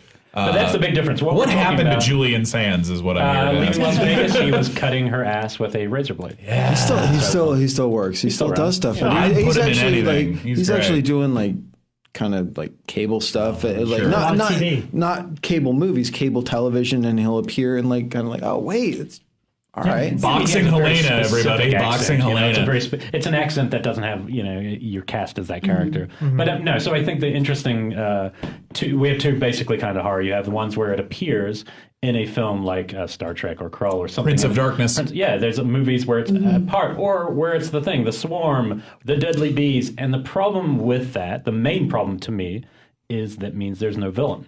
It means that there's a situation. Man versus nature. Exactly. And that situation is usually, I think a handful of films have pulled it off well, and most of them don't, because it also comes down so much to the effects. Mm-hmm. You put so much pressure on the film for that to look good. I think there's one called The Deadly Swarm with like Michael Caine and stuff. That's just The Swarm. I watched it today. Irwin Allen. See the actual creature. Dude, and stuff, that movie's rough. Yeah, but, it's not a great film. But then there's other movies like our good friend from Star Trek, Shatner. Kingdom of the Spiders. Kingdom of the Spiders, which is great really movie. entertaining. And the effects are a big part of it, but it's still the character and the situation's really tense. Because it's not a lot of effects. I mean, they used real spiders. Back then, they tarantulas. used real spiders then. I mean, I think, Phase 4 is one for me that I always enjoyed. Saul Bass. It's real ants, and that makes it so much poster creepier. art where the ants are coming out of the forehead or something? Yeah. I think it's coming out of the hands. Absentia was distributed by Phase 4 Films, and so when you search Phase 4, that poster art always comes up. Phase 4, it always comes up. It's a lot of micro photography, because Saul Bass's only directed film. He was famous for the Hitchcock opening credits and everything. Credit sequences and so posters. much of the film is just built out of ants moving, and I don't even know how he got them to move the way. That's the thing it's you have to use a ton of them, because it's literally like, here's a guy's hand because he's dying, and here it is just covered in ants. And that's the only thing is you can only get so much out of showing a close up of a swarm of ants or bees or wasps or whatever. And somehow it works in Phase 4, but then, I mean, like, I've seen so many bad ones where they try to do it, like The Hive, which was part of, like, the Genius Maneater series from the early 2000s, where, like, the ants form together and form a talking head. Make, like, a I need to see that, but I haven't yet. But it's funny, because I think you can still find it. There's a double DVD sort of thing, and it was two TV movies, and one was Tarantula, The Deadly Cargo with Tom Atkins. Which is actually a pretty cool tarantula movie. And then it was double billed with this movie called, I think it was just called Ants. And the only person exclamation point? The only I don't remember. Exclamation I've heard of it. point. The only thing that I remember. Ant? The only thing I remember about it was Suzanne Summers was in it. And what I remember, because I remember seeing it on TV as a kid, was it was a hotel that got infested with fire ants, something. It was really deadly ants. But I remember that they had to sit in the room and they were breathing through straws and they were covered in ants. And it was back in the day where it's like, you couldn't fake that. You just had to cover the actors in real ants. And that really freaked me out. And they're just breathing through straws before they get rescued. By the way, another real life thing, for a very brief time when I was like 1 and 2, I lived in Houston, Texas, and I had scars on my knees until I was about 16 from my mother and I were attacked by fire ants. I don't remember it at all, of course, but it was, my mother talks about like running away from fire ants, and I had these scars on my knees that, eventually just grow out of. But wow. And like swarming all over my mom and I just imagine 1.5-year-old me running away from a bunch of fire ants. I'm going to add a third category from the two we just mentioned, because I realized there is a third category in there, and it actually might be the strongest, and that's otherworldly, not our world. Yes. That's Starship Troopers. Huge. It's Cronenbergian. It's the Mist. Alien. It's Mist for sure. Alien. Mimics a good things that you can argue are insects, or at least related to insects. They look like they're from that genus, but they are on a different world. I mean, Starship Troopers just knocks it out of the park. Well, they call it bugs. Right. Yeah. But one of my faves, which I will argue, I think that they're... Slither. And Night of the Creeps, one of the absolute even. greatest. For sure. Night of the Creeps, absolutely. Yeah, for sure. Yeah, those two. I had forgotten Night of the Creeps on this list, but both of them are perfect for that kind of One film. of my ones from a couple of years ago, which, you could argue that they're more kind of parasitic. Well, they are. But, definitely insect-like nature is the Bay. Yeah, I was going to say the Bay. Was really, really effective with the that. Bay, honestly... Like the Bay. Dave, come on. I will argue this with you, because I did rewatch it recently. I love the Bay. I thought it was one of the more fine. Whatever. Okay, I won't look at him as I'm saying this. I thought it was one of the most effective found footage movies in recent memory. Why? What is it about it? I haven't seen it. Well, first of all, it takes no less than Barry Levinson to make it effective, by the way. And Dave's like grinding his teeth over here. Is this the one where Mickey Rourke's in the movie theater with the popcorn and puts his dick in the popcorn and the girl? Not at all. No. Because that's a good Barry Levinson movie. It's not Diner. That's a good Barry Levinson. You need to watch the Bay. You need to watch the Bay. It's 83 minutes. Yeah, it's brisk. But Dave Parker says I don't need to watch the Bay. And why is that? Okay, Dave. Take it away. Go ahead. The acting is so fucking terrible. I will agree with that. The lead girl. It destroys hang on, everything. It destroys. I'm friends with one of those actors. I don't care. I sat and I watched it all, and that lead girl just. The lead girl is pretty destroyed it for me. It destroyed it for me. There are some things about it because Barry Levinson is not a horror director, and so there are some things about it that feel like we sitting at this table know these tropes. Yeah, but you could say Rob Reiner's not a tropes. horror director, but he made Misery. You're absolutely right. But there are things. The beginning of the movie feels very found footagey in that it's just sort of like, this is why we're taping this. This is why we're 4th of July, and it's the 4th of July celebration, and we're making a documentary on it. However, I will say that unlike most, maybe like some found footage movies, the second half flies, and it's great for me. Once the bugs show up, then I fucking love it. I think it's amazing. And they do happen to pull some things off in what kind of bugs, just out of curiosity? They're parasitic. There's a word for them, but I don't remember. It's based off an actual creature that lives in the ocean and attaches itself to fish. It looks like a water bug, and it looks like a large potato bug. And it's but like most an of the time, arthropod. Arthropod. Yeah, I think you're probably right. Thank God we got that. My friend Christopher, some days where you don't know if it's an arthropod or an orthopod. Thank God. You will go to bed trouble. You need to see the Bay though. It is worth watching no matter what. Yes. Because it's fast. It's it's at least well made. And I watched about 3 minutes of it when I was on streaming just to see what the tone was, and I was like, I don't know if I want to watch that. If you're an established horror fan, the beginning will bore you a little bit because it is kind of that traditional found footage setup. Bored Dave. He broke up with found footage. I did actually because of Willow Creek. I don't, which got great reviews. And blame I was just you. Like, I see some now and expensive ones and big ones, and I watch them and I'm like, this is so... Well, for one, you should never be expensive. The only reason to make one is to not be expensive. Right. But I mean, found footage in retrospect. Cloverfield? Chronicle? Those are good expensive ones. Yeah, it's true. Those kind of for bug-like because the creature like sucks scrapes when you're bugs showing up off on of the his show. legs. Oh shit! When you can't even say anything and come back. All I can say to Chronicle is no horror. Cloverfield bugs. I will argue that Remember. you need to see The Bay because it is an 85-minute fast, well-made, really effective and gross. You just went from 82 to 85. You're right. I'm so sorry. Now you're pushing it around. 85 minutes. And it's important. It's a 105-minute movie. It's guys. getting longer and longer as you go. Honestly, It's a really great 2.5-hour found footage movie. for full transparency, Morgan actually gets points on this film, and this has all just been so he can make money. My friend Christopher is in the movie, and he's a really terrific actor. But so what other Tremors is the one I would put in that category. interesting. Where yeah, we're not talking about otherworldly. They're otherworldly. They're not from our natural world. I And that's actually- a fantastic movie. Alien's the watched biggest one. one of those for me, though. Really? Alien, I could Bug call hunt. It That's is going towards snakes and other creatures. fucking isn't it? bug hunt. not necessarily. I don't mean, know what it that is. definitely has alien-like or bug-like qualities in the reproductive, where it is injecting Well, and all of that embryo into something else. cocoons I inside mean, you and- insects There's are a the only queen fucking and things everything that else. do Yeah, that. it's a And it's bug. like that shiny Hold on. black. Dave has a point. Go ahead. Hey, no, not about aliens. Let's talk about Naked Lunch. Let's talk about bugs. Wow. So here's my weird You've story. never been buggered unless you've been buggered by a bug. So I was a whole teaching a different class. Buggered by Julian Sands as a black centipede. I mean, if I'm Or never worse, mind. I'm I'm not teaching- gonna. Oh God, I'm So- not gonna complete that. When I sentence. was in New York, I was teaching a class on David Cronenberg at Hunter College, and I'm sitting in this coffee shop, and I'm trying to put together a PowerPoint presentation on Naked Lunch, and I Googled black meat, not even thinking about what comes up, and all of a sudden I'm sitting in the coffee Black shop meat. with all of these black penises on my screen, and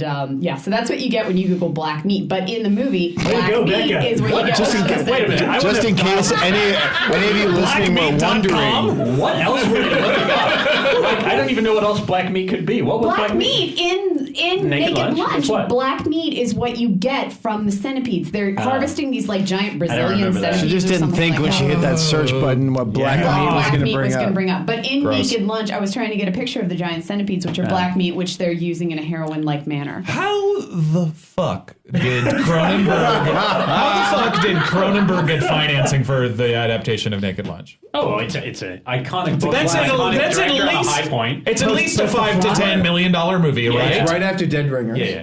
Dead Ringers. And, Let me put it this way. But Morgan. was No Dead one had Ringers seen a the movie yet. success?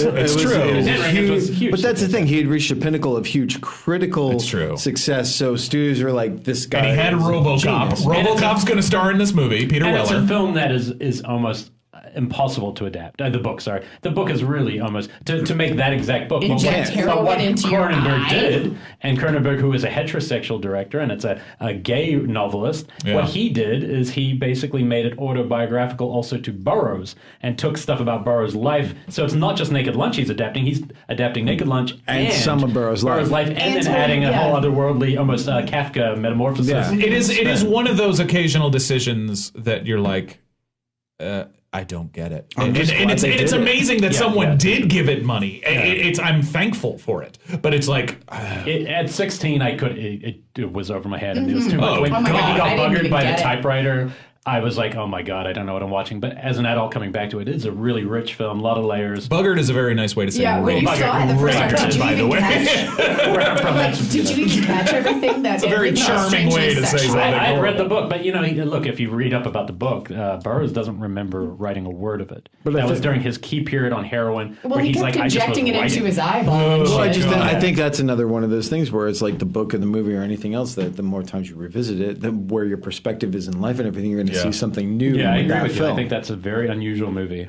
You know? It really stands unique on its own as far as Cronenberg, never seen it too, Cronenberg. actually, I think the insect horror conversation should start and end with Cronenberg. Yeah, no, I mean, you're right. All the way through, from sexual parasites of shivers. everything's metamorphosis with yeah. him. Yeah. Rabid, where she grows the weird It's fang. the body stinger. horror cycle. The yeah, brood. the body horror cycle. Even the fly. Yeah, well, the fly. Even the fly. even It's the the end all be all. You mean pinnacling? I don't think Through Eastern promises, Can guys. anyone Sorry. argue that there's a better insect horror than the fly? No. No. Because it's Hold on, about let me check it's my about a list. human, it's about a character mixing yeah. with the fly. I can't think of If you're anything not going else. to tell me that Alien is an insect movie that I can't count it, then it's The Fly. Yeah, the fly. Yeah. I count Alien. You I count do. Alien as Because- it, but it's But even not then, the focus. fly's still better in yes, the movie. yeah, It's you're not right. the focus of it. Yeah. So Because it's it's true. about a person becoming a fly. Right. That's just fucking crazy. I mean, when Vincent Price, when it happened in that movie, it's just kind of, well, it wasn't Vincent Price, the other character. It's, it's kind of silly. It's fun. It's not badly made, but it's not that No, it's so not. emotionally real. When at you its talk time, about all remakes, it was brilliant yeah. in the 50s when the Yeah, yeah, original yeah. Fly came out. That was I mean, considering everything else that was being made at the time, that's the thing that I always think is unfortunate, because I think the original Fly after Cronenberg's is clearly superior, but I think the Fly, the original at its time, is a really great film, and I think that gets really short-sighted and pushed away now, and I think that's unfortunate because just there's a everyone lot of remembers the final image. right, but there's a lot of great stuff in that Yeah. movie. I mean, and when you think of it at the time, it's like, destroy me, let me crush my head in this huge head press, which is how this movie starts. Yeah. You're like, Yeah. holy shit. I always It's really really liked dark for the Cronenberg time. also, right around that same time, did Wasp Woman, which I always absolutely... It isn't? Right around that same- Cronenberg did Wasp. Corman. Corman. I'm sorry. Where's my brain? I was going to say, because I This just is what watched you Wasp get when Woman. you have me drinking whiskey. That on would have here. been really Cronenberg. Cronenberg's I Wasp would Woman. love Cronenberg. But that would have made remake sense because Woman. Wasp Woman was all about sexuality, Canada, the too. Wasp Corman, yeah, that's control. why I loved Wasp Woman so much. Corman's Wasp Did you Woman. see the Thank you. remake? I have not seen the remake. Wait, there's a but- remake of Wasp Woman? If you remember in the 90s when Showtime did Roger Corman Yes. Presents, Yes. Jennifer Rubin starred as the Wasp Woman in the remake. It was actually not bad. Rubin. Wow. A lot of those like Corman Presents remakes weren't that Dream bad. Warriors. Oh, shit. Bad Dreams. Bad Dreams, Of baby. course. But I always loved the original because the original, I mean, for when Have it you came watched out, it lately? I watched it in grad school. I was going to maybe say, I watched 7 it years ago. this week for this show. Really? Oh, boy. Really? I always liked boy. it because it's a woman in control of a company. Yeah, no, on paper sexualized. it's on paper it's an interesting idea. The movie's boring. The movie's really boring. A lot of quite a few of those Corman films that have make them quick and cheap. She's And putting let's really face yelling on her they were face to turn made into a to make bee. out It's at true. a Drive-in. Mm-hmm. They were made to pad out a movie, so you were at a drive-in making out with someone. And then when someone screams, you looked up at the screen at the Yes. parts, and the rest is filling. When she finally transforms into the Wasp, it takes about 2 seconds. I think that she should be topless.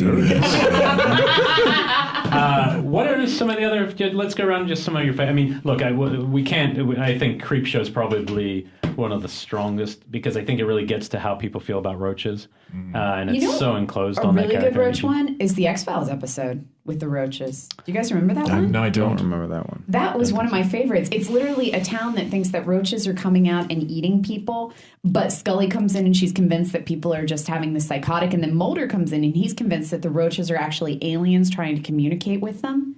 Do you guys remember this episode? I don't remember that one. It's That's amazing. interesting. It's a really good episode. So yeah, that one. Whenever it comes to roaches, that one always kind of. I think And roaches they scares nest. because of the hordes. It's not usually the singular roach. It's usually the fact that there's more coming. Or when you make it man-sized like in Mimic. Well, yeah. Well, I gotta say, like, even just like living in New York, when you walk into there was one. This is my second apartment in New York where I did have roaches because I no longer had the man-eating centipedes to take care of the roach problem.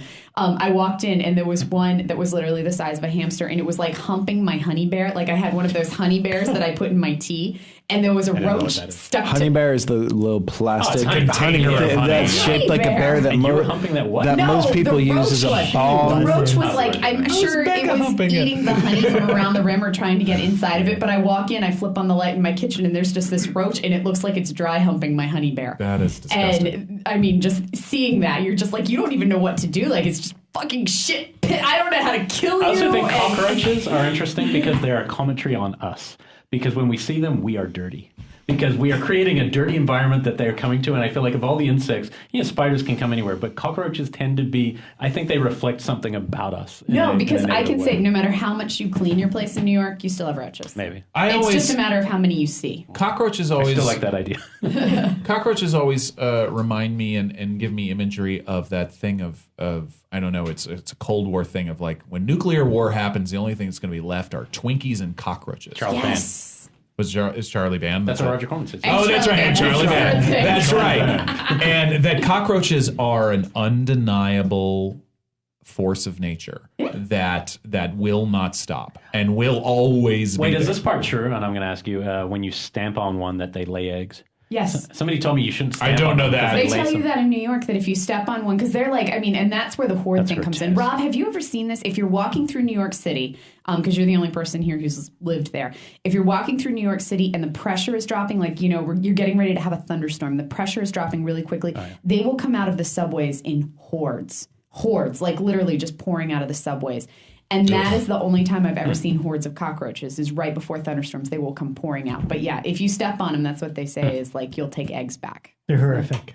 That's Rob, you've been standard for the so night. conspicuously quiet during all of this, and that's the first thing you said. Well, That's he said he has a 10 list minutes. of 4 films. I really don't. He's I really don't. holding it back. See, for that. I'm now thinking that the reason Rob's been so quiet is he's actually really terrified of bugs. No, not really. No, I mean, that's not that true. fly You into like the spiders? eyelid story is pretty I'm fucked also up. paying attention. I'm also trying not to, because much like the Drunken Debates episode, too many people talk over each other, and nobody that's listening can make out what everyone's saying. You're so right. So I'm trying to be quiet while you guys do that and wait for individual opinions to come forth. Thank you, good podcaster. How did you guys feel about the I get the brunt of it online. You're right. No, he does. cover on Feedback, Nightmare so- on Elm Street? You're right. Yeah, but seriously, that. that's one of my favorite uses of a centipede. It's one dream image, and that was None of our- us know what you're talking about. No, I do. Honestly, it's Tina. a She's poster? it's Tina. She's in the body bag, Yeah, and remember and the the centipede centipede goes up into crawls her out her mouth. mouth. Yeah, I remember that and that was scene. the Okay. cover that So we that was had. the cover of Australian and that cover. terrified me to want to see the movie. And when that moment comes, I think that's one of the most effective moments in the whole movie. Yeah. Because it's just wrong. Anything Gross. crawling out of the mouth, because I mean, like, there's this scene. Is it Yeah, in but Jaws? centipedes are really. No, Really gross. Yes, I know. yes. You need to Thanks, put your headphones on, Dave sophomores. Good Parker. job. Dave Parker, put your headphones on. You're being. Yes. So before I say anything coming out of the mouth, and get, She did it again. Wow. Hot. I was going to reference the crab in Jaws, but it's cool, guys. Way It's less cool. hot. Way less hot. You don't see the crab come out of the mouth, though. Yeah, you do. No, you don't. Don't you? Yeah, You don't does see a something, mouth. something darts out of Ben Gardner's mouth. Yeah. It's a crab. I swear that's in Jaws. There's a scene where they close up on yeah. a Yeah, yeah. decapitated No, it's just head. an arm. No, it's just an arm No, sticking out of his hand. no. The head, when the head falls out, and then it Something- scares No, it's just the Dreyfuss's eyeball. character. But no, something crawls I out. swear. No, crab. you're mixing up. I swear to God. I might be mixing up You're films. mixing it up with Raiders of the Lost Ark when Karen Allen goes through the wall. No, I that's a swear to snake. you. That's a snake That's coming a out of that. snake coming out of There's There's that. a something that scene crawls where out a and it's crab underwater. crawls out of a mouth Twitter, back underwater. me up. I am not wrong. This is going to be this particular one. We're not going to answer it on Facebook. That debate, whoever puts that first and gets it right between those two movies, we will definitely give you some DVD. Yes. I promise we have some Scene stuff to where give a away. crab crawls out of I somebody's guarantee mouth you something. underwater. Nope. Crab crawls around the arm, sticking out of the sand dune. Something's There is no crawling crab out. coming No, out of the mouth. something is crawling out of a mouth underwater. I swear. I don't remember. Just the I swear eyeball. it's in Jaws. Rob, Jaws you're is all my quiet. favorite movie of all time. I'm not going to fucking be wrong with this. Sorry. That You might not be wrong with As the Ben As an Gardner objective head. member, that means 100% Morgan is wrong. Because whenever you are a biggest fan of something, it means you did not see anything. I fall for that all the time. I want to also talk about some other films. Did you guys ever see, and it's not because I like this film, Eight-Legged Freaks? Yeah. Yeah. Okay, which is okay. That director made a New Zealand short film that I will try to post for you guys. It's the best, to me, the best spider film I've seen. It's what got him that gig. It's like a 12-minute big budget, like probably $100,000 short film with a really fun big ass spider coming to actually like scare people. And I was really disappointed. That's my favorite Big ass Big spider. ass spider. insect movie. But I was disappointed when I then saw Eight-Legged Freaks and to see what he did with it, with that cachet, because it was a really neat short film. And I think the short film's called Larger Than Life, if you want to look it up. But like Squirm, yeah, Rob was very generous, gave me a copy of Squirm, which I remember really liking. It wasn't so much, it was more the setting that I really liked. And the mood of that I'd film. actually never seen that. I mean, I'm kind of fascinated by What's Jeff the setting? Lieberman. I honestly haven't seen Georgia, it. set in Georgia, Jeff Lieberman directed. Yeah, and I also didn't realize that's his first movie, or at least his first feature length. Yeah. Yes, Scream Factory's putting it out on October 28th, and we got the Blu-ray to check out. And yeah, it's really good. I mean, Yeah, it's a solid film. anytime you have like. Again, in a time where CG is not involved, you know, from a technical standpoint, you see certain images and certain things, and you wonder, like, how the hell did they do that? I mean, obviously, it's probably a bunch of rubber little, Worms. fake worms or whatever. But seeing roomfuls of them Gross. is really gross. Yeah, exactly. And I also love that one of the characters, I'd always seen the image of the cover, the box art, but never understood it until I watched it. The fact that one character gets worms under his skin, Worm of his face. Worm and then face. keeps coming back. Thanks to Rick Baker. Rick Baker, yeah. It was Rick Baker. Rick Baker did Worm face. And you know who painted that poster, right? No. That was Drew Struzan. Oh, wow. Did the Squirm poster. Wow, That I is didn't know such a that. great That's poster. really cool. No wonder it had legs. No, it's a nice little film, and I remember I love these regional horror films where it really evokes Georgia. Like that film, I just felt, I know where this is set and based. But to make something about worms is pretty tough. To make it scary. To make it just even interesting. And I also got to say, They're just- slow. They're not only slow. small, but they're slow. But it's that thing, the same thing with slugs. It's the mass when there's of yeah. them. And It's the Slugs, I swarm mean, of them, I've geek bonded with Dave Parker over this film a ton. But that is one of my favorite films when I was a kid because Slugs used to scare the hell out of me from watching that film because the slugs in the movie had teeth and actually bit you and would go under your Is there skin a great and everything. on the subject of slug? Is there a great leeches film? Because leeches tend to be a There's a moment few in of adventure them. movies Well, that we all go, see- "Oh my god, leeches are sucking!" And the guy takes them off. I This think, is I great. think the most effective scene Stand with By Me. leeches is Stand By Me. Stand By Me, yes. I mean, there's the weird David Attack of, Dakota. well, there's the film attack leeches. of the giant leeches. Yeah. Right. Before that, then there's the Dakota And leeches. then I gotta say, one of the most successful ones that isn't Stand By Me, at least when I was a kid. I mean, it's larger than life, and you don't believe it. But there's a scene. I want to say it was in Faces of Death 4, where a woman gets a giant leech attached to her back, and they're trying to pull it off, and it's taking skin and bone with her. wow. Barf. And seeing it when I was 4, I was like, "Holy shit, that's so real!" And now you can I'm find out So- in the new no, issue no, of it's so Delirium Yes. coming up next month, all about Faces of Death. When you say no. giant leech, how big are we It was talking the here? size of her it spine. was like the size of her spine. But the Yeah. funny thing is, that's all fake. Of course. That was But- the most coming into quickly veering off to Faces of Death. That was one of the most sort of disappointing things to ever find out. Was moving to town. I went to a double bill of Faces of Death and Silence of the Lambs one night on Hollywood Boulevard. That was a double bill. It was a double bill one night. That was fuck? that was a heavy double bill. Where is this town? Needed a drink after that. Wow. But then I remember going to a special effects supply house and seeing cards and stuff for basically saying that half of Faces of Death was faked. And obviously now when you watch it, yeah, Of course. I mean, the documentary on the Blu-ray about how they faked it all is better than the movie itself. awesome. I completely. It's really, really well, I interesting. mean, what was the name of the doctor? Dr. Poopenmeyer? Doctor. No. It was Dr. Kill-A-Lot, or it was a punny little name like that. Yeah. I can't remember it now. I actually think I asked that as a trivia question one night. Doctor. It was Dr. Kills Them All or something Dr. like that. Grossenheimer or something. Yeah, it was That like was Grossenheimer. That was one of the most. I remember as a kid going to. What was that? His glass farted. My glass, Okay, Elric, yeah. my glass passed gas. I'm sorry.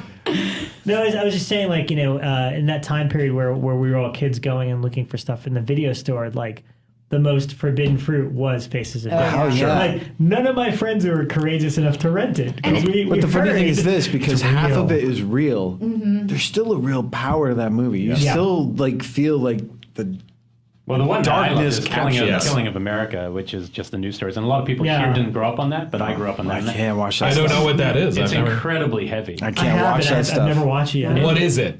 Be more specific. Basically a giant B-roll of American news stories about the worst killings and Suicides assassinations and and Manson. all And, this but it's stuff. all done as one stream of conscious. So if you were, like I was, not from here, coming here, or in my case, coming back, you realize, oh my God, we live in a court system where Manson was where Ted Bundy, the judge, the footage of the judge sentencing Ted Bundy is to me one of the most incredible things I've ever seen, which is basically he's going, well, son, I would have been proud if someone like you had served in my courtroom, but you chose the other path. That's how charming Ted Bundy was. Right. This is a man who defended himself and escaped twice from jail. I can't Twice. believe all that One time stuff. he Wow. went into the legal library and jumped out the window. Yeah. almost broke his ankle and took off. It's amazing. And killed another few people in Yeah. that run. You're just Unbelievable. but his actual ability to charm people and that inherent racism of the society of, oh, you're an attractive white male. smart male. Yeah. Forget the fact that you actually bludgeoned 20 to 30 grad school girls. Yeah. That's, I think, unfortunately, what one of the things that happens, when people are looking across a person, they forget all the other shit. They're just kind of charmed and in awe. And Bundy was the kind of guy who went up to people and said his name. I was talking to a friend earlier today about how with serial killers, if they really don't want to be caught, they'll never be caught. Because this country is so set up basically with different every state, you disappear through the cracks. But most of them have this ego. Less That's true why Zodiac now. was interesting. I was to say less true now that DNA is involved. There's a lot of things in the internet, but there was definitely a time where each state was like a different country. In the 50s, 60s, and 70s, but pre-DNA, honestly, like there's a hilarious stand-up from the comedian John Mulaney where he talks about pre-DNA comedians or pre-DNA like murder investigations. It's like there's a pool of the murderer's blood out in the hallway. It's like, oh, gross, clean that up anyway. That's really true. But Killing of America it's crazy, and watching it all together, it's literally the highlight reels of the worst things that have happened in America. Like Kennedy killing sounds horrible. I have no desire to see that at all. For some reason, it's not allowed to be released in America. I don't know what the copyright problem is. Man, it's about us. We should be able to see it. Yeah, I can't explain it, but I have it. Yeah, Severin have it, but it's the British version. I just don't want to. But it's interesting. I never do interesting. real killers. That's where I you guys know how I am, where I draw the line at real serial killers. So you're saying I should do a double feature Possession and Killing of America Pretty much. Let's do it after this, Rob. After you drink a lot. Since we're on the topic of Mondo films, before I moved to New York, there's and it hasn't been released yet. I have a bootleg copy of it called Mondo New York, and it was made, right around that same time as all of the other ones, like late 70s, early 80s, and it's all like junkies and bums stabbing each other, and it's supposed to be about like the horrors of New York. And I remembered watching it in high school and when I was moving to New York. And I mean, I moved to New York in like the early 2000s. Like the Disneyfication was well in effect. Like you were struggling to find a peep show anywhere but in Hell's Kitchen. And you were struggling to find I was struggling. Every night I was just like, where is a good peep show in LA, Aaron? Rebekah McKendry. It used to be on Western and Sunset. It was a cat theater. Constantly hungry for peep shows. Rebekah I'm McKendry. heading there right after the show tonight. Rebekah, you have not mentioned Blue Monkey. I have not. I've never seen and this that's movie. another one that I know Dave But I Parker did likes watch the too. end That's of why it I invited him Well, on here. my friend built the Blue Monkey. Which is Batshit insane. crazy. I love Blue What Monkey. is it? It's a giant insect. I saw the end. I of it. remember Well, you starts talked out about as it a to me. plant. I mean, it's kind Starts of out as a plant, but it starts out as a plant, and then it's got like spores that get on somebody, and then it kind of morphs into a worm-like thing that bursts out of somebody's lungs, and then it becomes a giant bug. Sure, why not? Like you do. So it is Blue Monkey. It's 1988, I think. Very heavily MTV influenced at the time. Everything is a strobe light and blue lighting and strobe lighting. Neon. It and looks like a smoke. Duran Duran video. Yeah, Nice. it does. It looked kind of big. I want to hear everyone's because we've all seen this movie, and you had mentioned seeing it before, and I really like this film. It was at one point called Creepers, but Phenomena. I was going to say, I fucking watched Phenomena. There's no way we're not talking about this. No. Look, I really like Phenomena. It's a weird. Do you? Really? Well, What? It's not one movie. You're going to defend the Bay and bag on Phenomena? You're out of your mind. Phenomena. Yeah. Jennifer Connelly alone tops the Bay. Jennifer Connelly's lovely. But also there's just some very 14 in that strange- movie, maybe. But there's also just some That very weird little strange. kid at the end. No, she's Come on. actually like that's 16 the or sequence I 17. Scared the love. shit out The of weird me little when I kid saw that. and Yes. Simon Boswell's No, score and the my big goblins in there. favorite- my The favorite- score is batshit. Yeah, it's crazy. I love the opening scene because you have no idea what's coming, and it starts with that cute little blonde girl like, "Please, Sarah, I forgot my ride home." And then it Argento's gets, daughter. Like, fucking crazy. That's That was, Argento's that daughter? was Argento's daughter in the opening scene. Which one? Not Aja. Fiora. Okay. Fiora. And I love that opening scene because I you have do too. no idea what's going That on. music One of is my so favorites. great. The Lumacrane. The chains against the Who wall, kills each other on and a you're cute little not. car next to a I think it's freaking really waterfall. interesting. Now, I've got a question for you because you always know more about this stuff. Why was Creepers just a shorter version? Yeah, they cut it heavily, Magic but cut. almost by Okay. like Creepers was cut like half hour to almost. Yeah, it's a lot. It's like half Possession hour was a huge off. cut. Because the version that I have seen was called Creepers, so I may not have seen the whole phenomena. Having said that, there are still some sequences of that movie that are fucking insane. Of course, but it's monkey- Argento. I love it. But that the it's insane. monkey finds the silver straight razor in a garbage can in a park. Yes. That sounds amazing to me. Have you Come seen on. it? It is amazing. It is Even amazing. crazier. Who else is doing that except Argento? Have you You're seen right. Phenomena, Rob? Yeah, Okay, making sure. It's fucking insane. Yeah, but it's like I miss that, and I think his recent films, that's the problem. They've been straight. Boring. When they go weird, they go boring. Exactly. No, you're right. It is entertaining. One of the last gasps. And I gotta say, like, Opera was the last. For me, it was the cutoff. As well, when I was a kid, I didn't see Suspiria till I was in high school, and I mean, I totally connected with it when I was in high school. And I but saw Creepers first as well. I saw Creepers first because of the box cover, because it had Jennifer Connelly and half of her face was like, rotted off, and it had marks and on because it. of Jennifer Connelly, that's why we saw it, because But, we'd yeah. already seen Labyrinth, and then it came out. But it was hilarious. Anyway. I loved that Same movie. year. As an Yeah. 8-year-old girl, I loved Creepers. That was like one of my favorite films. And I mean, I didn't even catch the weirdly insexual tones that they've got. was. Incestual, not Is insexual. Darren Nicolidi the mother? In Yes. Yeah, that's yeah, right. yeah. She runs the boarding school. She's the headmistress, and she is such a sex pot. You're watching her the entire time. You're like, this woman is not. I don't buy her as the headmistress of school. She's just looks like she's ready to. She's DTF But it's one the of the, entire it's one of the, time. but it's also one of the few insect horror like a good movies. What's interesting Ulrich. about that movie too is one of the few insect horror movies where the insects are the heroes. Yes, That's true. Well, and Except honestly, She controls them. It's really Except interesting. for the maggots in the body parts gross. pit. Right. But So those are gross. You gotta have maggots. Those are just maggots doing and what maggots Suspiria. do. Yeah, that's true. The hilarious part of Phenomena for the end for me though was the really strong Friday the 13th overtones at the end. Sure. Like really strong. I don't remember those. I need to dogs remember. Mother doc and the and son. everything. Well, and it Yeah. had, of course, that giallo thing, that Italian horror thing of the person facing the wall approaching the person. The Blair Witch. It's also the Blair It's the Witch. Blair Witch. It's the end of Don't Look Now. Yeah. And it's the approaching the person facing the wall. You're not quite sure. And by the way, it's an Absentia as well. Monster baby. Having been one of those people. And turns around and it's a freakish reveal. I think I tweeted about this today because I just watched Phenomena the other night. And the end of Creepers or Phenomena, and I'm not sure because I haven't seen the Phenomena cut. Same ending. Same ending. So it is very dock and strong everything. Friday the 13th. Sure, the dock and everything. Dock and little, everything. the lake. She's in the small boat. The malformed kid. But you know what it is? It's my. I just wrote down the words. It's one of my favorite things. It's pure cinema. It's where it's just it's just visual. No, but that's what pure cinema. Pure cinema. Such a it pro. is called the phenomenon.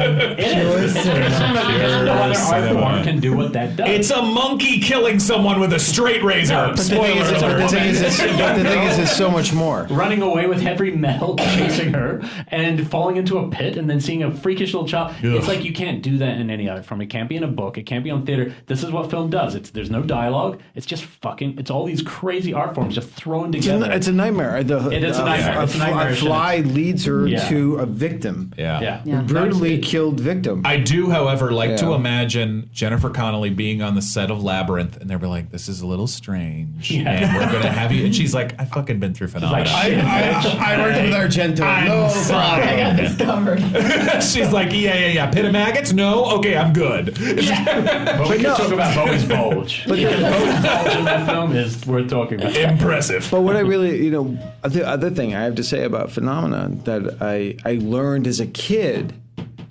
which was when the police are meeting with Donald Pleasance and they're looking at the severed head and they're going, I can tell when this person was killed by the amount that the maggots and everything have eaten Bones.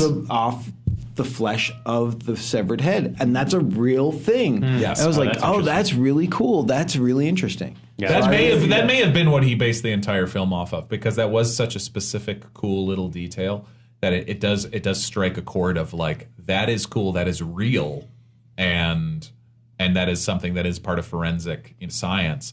And then maybe he just heard that and went. But I will say this about Donald Pleasant. You don't know what evil is.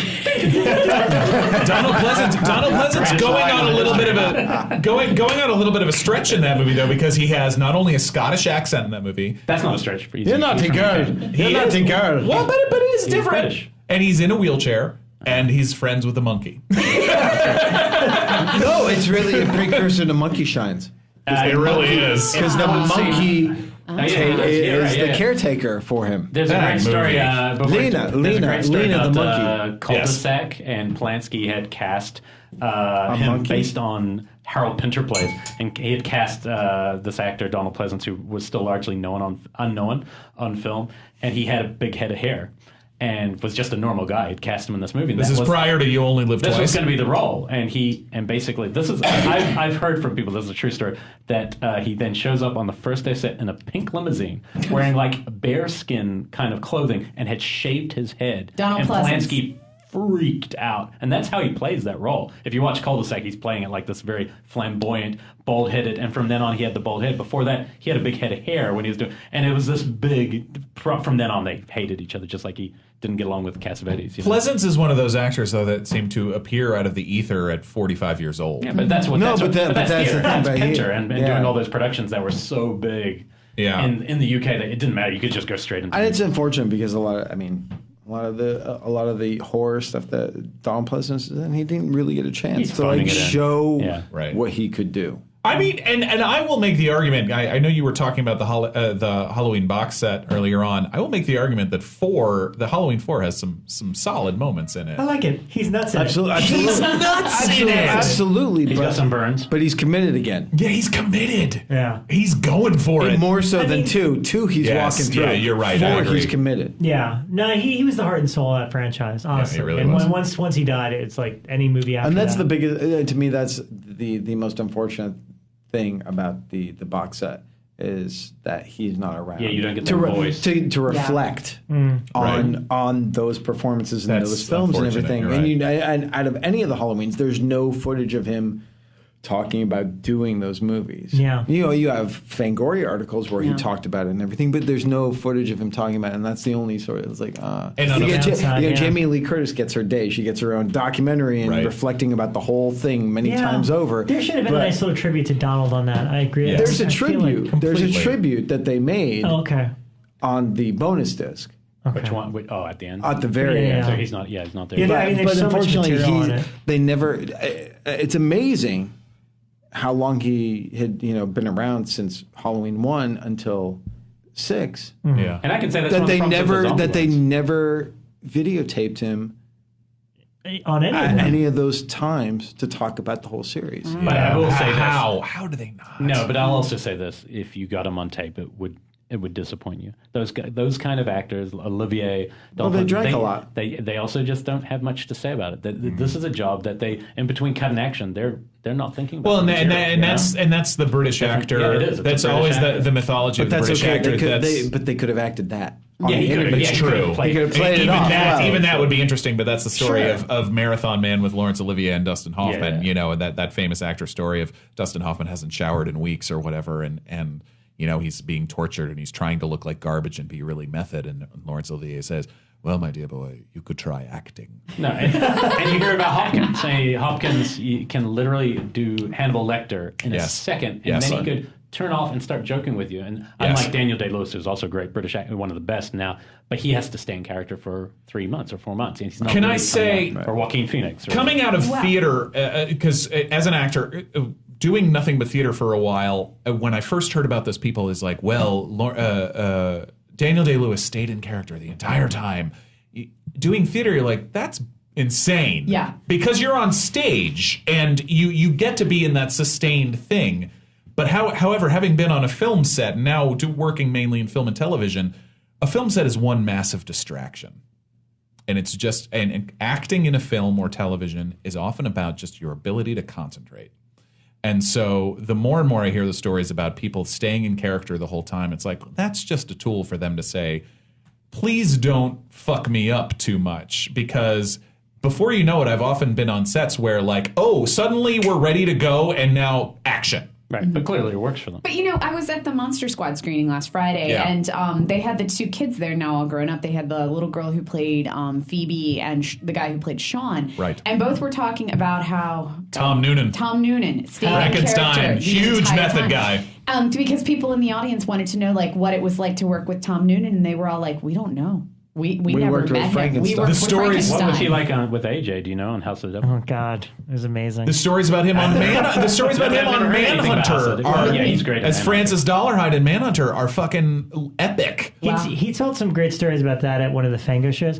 I will tell you this. I don't know if I've told this story before, and I still have the audio tape to prove it, but I got to they shot House of the Devil in Connecticut. Yeah. And I drove up maybe I want to say only 3 or 4 days into it. It was pretty early into the shoot. And I already knew AJ and was really good friends with him. So I immediately gravitated towards him. And he said to me, he plays Tom Noonan's son in the movie. Yeah. And he comes up to me and he's like, hey, man, so I keep trying to talk to Tom Noonan, but I think he thinks I'm a PA, so he won't talk to me. I don't think he realizes that I'm his son in this movie. And I'm like, really? He's like, no, seriously, because he's got the big beard and the winter hat. He's like, no, man, I keep riding in the bus, and I'm like, hey, man, pleasure to work with you. And he's just like, yeah. And what happened was, so I'm hanging out with him, and I'm interviewing AJ in a room for Fangoria.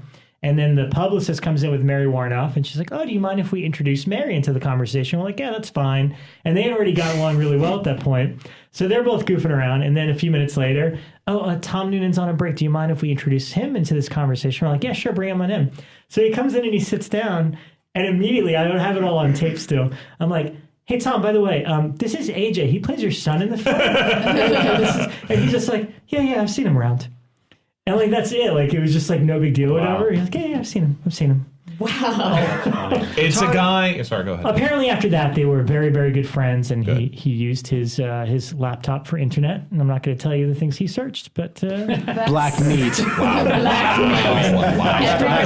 They're all googling black meat But now. let's, getting back to Tom Noonan, who's a chameleon, which is almost sort of like an insect and everything. Let's talk about the most terrifying insect. Well done. Amazing. Hell of a segue. Let's talk about Joe's apartment. Joe's apartment. MTV Films, Jerry O'Connell. Yes. And Megan Ward. Megan Ward. What happened to Megan Ward? I had such a crush on her. I just saw her last month. PCU, man. Megan Ward, PCU. What was the arcade? Well, I worked on arcade. Holy shit, really? Oh, yeah. Dave, I need to IMDb you for a long time. Sorry. that won't appear, but yeah, I worked on arcade. Got it. All right, I'm sorry. I had a major crush on Megan Ward. I think we've talked Tell about her I said hi. Great ones. I think there's a couple. I got a couple that I can throw out. Do you have Invasion of the B-Girls on your list? I don't. No. Or the bees. I'll tell you that Selena's actually mom's friend was one of the Invasion of the B-Girls, and I watched it, and it's a very sexy. It's like an R-rated movie, but it's actually really cool. They're housewives who become B-Girls, and their eyes go black. Kind of Stepford Wives meets Insect Exactly, basically in a nutshell. But there's a great line on the trailer. The trailer's worth watching, and they have a town meeting. Like, how do we stop this plague? And the guy just goes, total sexual abstinence. It's like Trojan women, but with B-girls. How is that not like a cut in like a rap song? It was so good. It's like Trojan women, but with B-girls. Yes. It's actually pretty fun. It's actually a pretty cool exploitation film, and I would recommend that for people who want to see one that's great. But I have to throw in no show can go by without a Monty Hellman film. But Beast from Haunted Cave, his first film. Yeah, that is a good one. Is that a bug movie? It's a giant spider thing Oh, right that looks on. all kind of mutated. It's huge. But what is really interesting, so I've seen it one time. It's not a great movie, and he would be the first to say it's not. It's fun. He made it for Corman, and he got to direct a movie, his first movie. But what's fascinating, I was thinking about this. I actually think, and I'd love to get Rodriguez on. It's From Dusk Till Dawn. Everything's in there. It is a giant spider movie, and the whole first 30 to 45 minutes is about a bunch of criminals who commit a major act. There's no horror at all. It's a crime heist movie, and then they accidentally stumble into this cave type situation, and then the bug kills them. It's not Rodriguez. That's Tarantino's script. Yeah. Well, Tarantino. But before that, Robert Kurtzman from Cave. No, he had the initial idea. Yeah, and let's not forget what Tarantino is a big fan of. Yeah, Monty Hellman, of course. All I'm saying is it was very. I didn't even think about this till we were doing the show, and I was like, you know what? That's really unusual at that time. Especially that's like we're talking early '60s, maybe late '50s.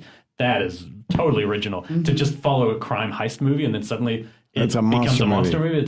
So it's not a great movie, but I think it's worth looking at that. But the monster is actually really cool. And the poster of the monster is even better. What other ones do you got? You go. The end. Oh, I'm sorry. Go ahead. So I watched this one last week. I actually did an article for Shock 2 Drop on The Children, which was one of those Ghost House pictures, Ghost House Underground, that they released a couple of years ago. Love it. And so then I started going back and rewatching some of the Ghost House Underground films. There's some really good ones there. Like The Substitute was actually decent. But the one that stuck out to me that I watched this week was Thaw, which which you have to kind of take on stride because it's got Kilmer in it, and a lot of times when Kilmer appears in things, I love Kilmer. Okay, he's great. I love him in The New Bad Lieutenant. He's just kind of brilliant. He's awesome. I love Kilmer in most no, things. He's great in Kiss Kiss Bang Bang. He is amazing in Kiss Kiss Bang Bang. That reminds. That's got anyone who thinks Val Kilmer is washed up. Watch Kiss Kiss Bang Bang. That movie and go. Oh wait. That movie has my favorite summary of Hollywood moment, which I've explained to Morgan before. The scene where he's talking to the girl at the party, and she's like, "What do you do?" And he's like, "I invented dice," or something like that. And then he's like, "What do you do?" And she says, "I'm an actress." And it smash cuts to her screaming topless with a werewolf ripping off her head, and then it smash cuts back to him at the party. That sums up my LA I met an actress moment. But anyway, so the thaw, Kilmer, you can tell it was kind of like a 2-day shoot for him because he's in it for the first 10 minutes and then he magically reappears at the end. Yeah. But the core of the movie is about this expedition in the Antarctic, and they come across this woolly mammoth corpse.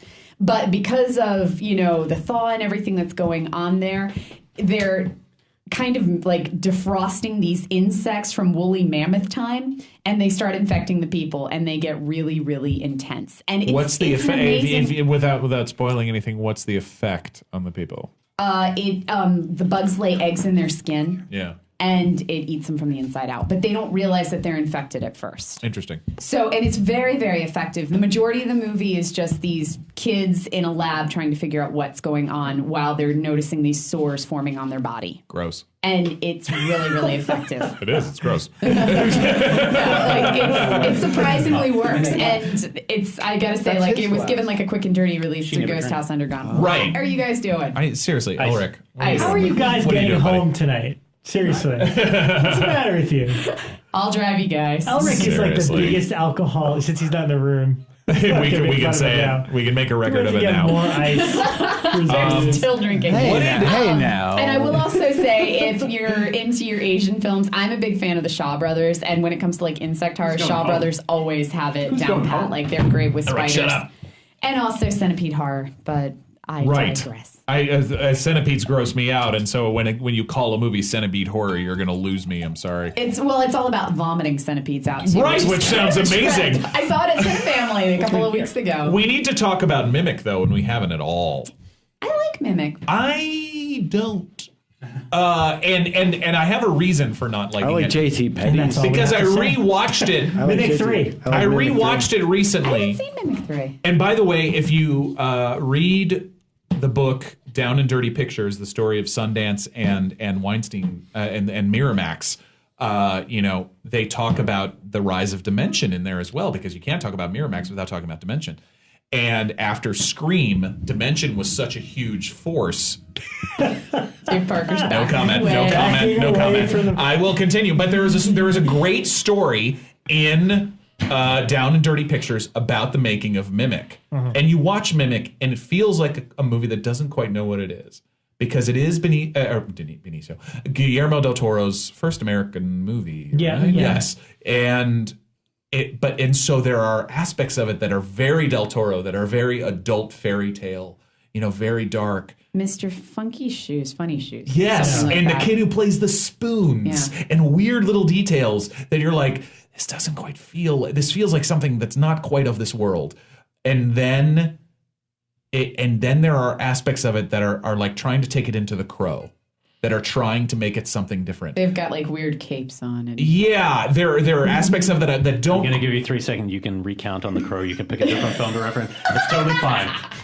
You can. I love The Crow. No. I don't know if it's really like The Crow. No, I love The Crow. That's not saying that. I love The Crow. I'd say more. It's but like a The Dark Crow City and Guillermo moment. del Toro don't quite match. Well, no, they don't. But I don't. Now, see are The you Crow talking about his director's? I haven't seen his director's cut yet. I don't know. I have not. It It probably out? wasn't. Yeah, it's on. But if Blu-ray. I'm talking Came out years mainly- ago. That's what I have. If I'm talking mainly about the theatrical cut, and it is knowing how much it's documented that Dimension and Bob Weinstein fucked with Guillermo a lot on that movie, and to the point where they were ready to fire him, and Mira Sorvino said, "How dare you?"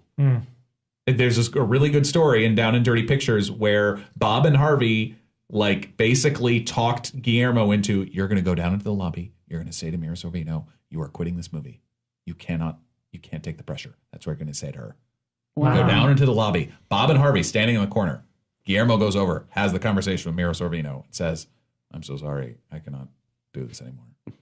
Mira Sorvino immediately sees through it, goes over to the Weinsteins and goes, "How fucking dare you?" And at that time, oh, Jesus, I can't believe I'm saying this on a podcast. At that time, it's in a book, whatever. At that time, Mira's boyfriend was Quentin Tarantino, who is Miramax's golden boy. Yeah. And Mira says, "How fucking dare you do this to this guy?" And the thing about Mimic is, and I'm not. So Mimic feels like a movie that doesn't quite know what it is, and no, at least the I theatrical don't cut. think she was quite right for that role, to be perfectly I honest. think that's part of the can't problem. disagree. I think Bridget she. Fonda would have been so much better. Oh, yeah. I Yes. can't disagree because she's an interesting. Mira Sorvino's an interesting actress, but I think she's also a very specific actress. Jeremy Northam. She was an interesting actress at the time because she had been nominated for an Oscar. Yes, Exactly. I can't Because disagree. Woody Allen writes great dialogue. Yes. You know. And but there are aspects of that movie and that are really good, and then there are ones that just really miss. And so, as a whole, I didn't love it. I'd love. But, Is that a but Blu-ray? again, that's not Yeah, it fair is. because they put out the director's cut in the last couple. I haven't seen it Which yet, I've but never seen. Actually, I did. That's the one I own, and it's. Yeah, I do too. Didn't notice grave differences between that and the original, but I mean, It's only because you're not, and I didn't either, but I know it's because I was not so familiar with the theatrical cut to I wasn't. notice the I've differences, seen to the like really go, theatrical cut oh, maybe it's, twice. and I guarantee you, I'm sure they're drastically different. Yeah. yeah. And, And without, without- yeah. But I without respected that ripping too movie. hard, go I ahead. respected that movie even as a seeing it in the theater the first time. It was like, oh shit, here's a horror film that actually kills kids.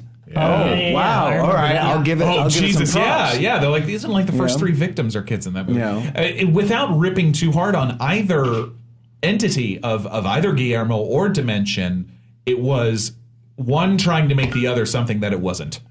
And I And guarantee it was the Guillermo's- Weinsteins trying to make Guillermo Yes. something that he wasn't. Absolutely. You know. And Guillermo's tone is very hard to pull off, especially in English. And it's something that we're not used to as Americans, that kind of adult fairy tale, this kid with the spoons. And there are aspects of like Giancarlo Giannini's entire character doesn't quite feel like something we're used to as an American audience. And it is. But then you see when he gets a shot at, say, Blade, how he elevated that. And that's Yeah, this. he It's really like did. you can't That say Blade is that. Oh, he doesn't get specifically- America or American No, thinking. not saying that, Because yeah. Blade 2 was No, like, but yeah, he really Yeah. elevated that. Hell yeah. It's pretty impressive what he did with that sequence. Agreed. and I think. and that was him being totally, honestly, and from what at that time he told me, totally reverential to what Steve Norrington had put down before him. Yeah. Yeah. Yeah.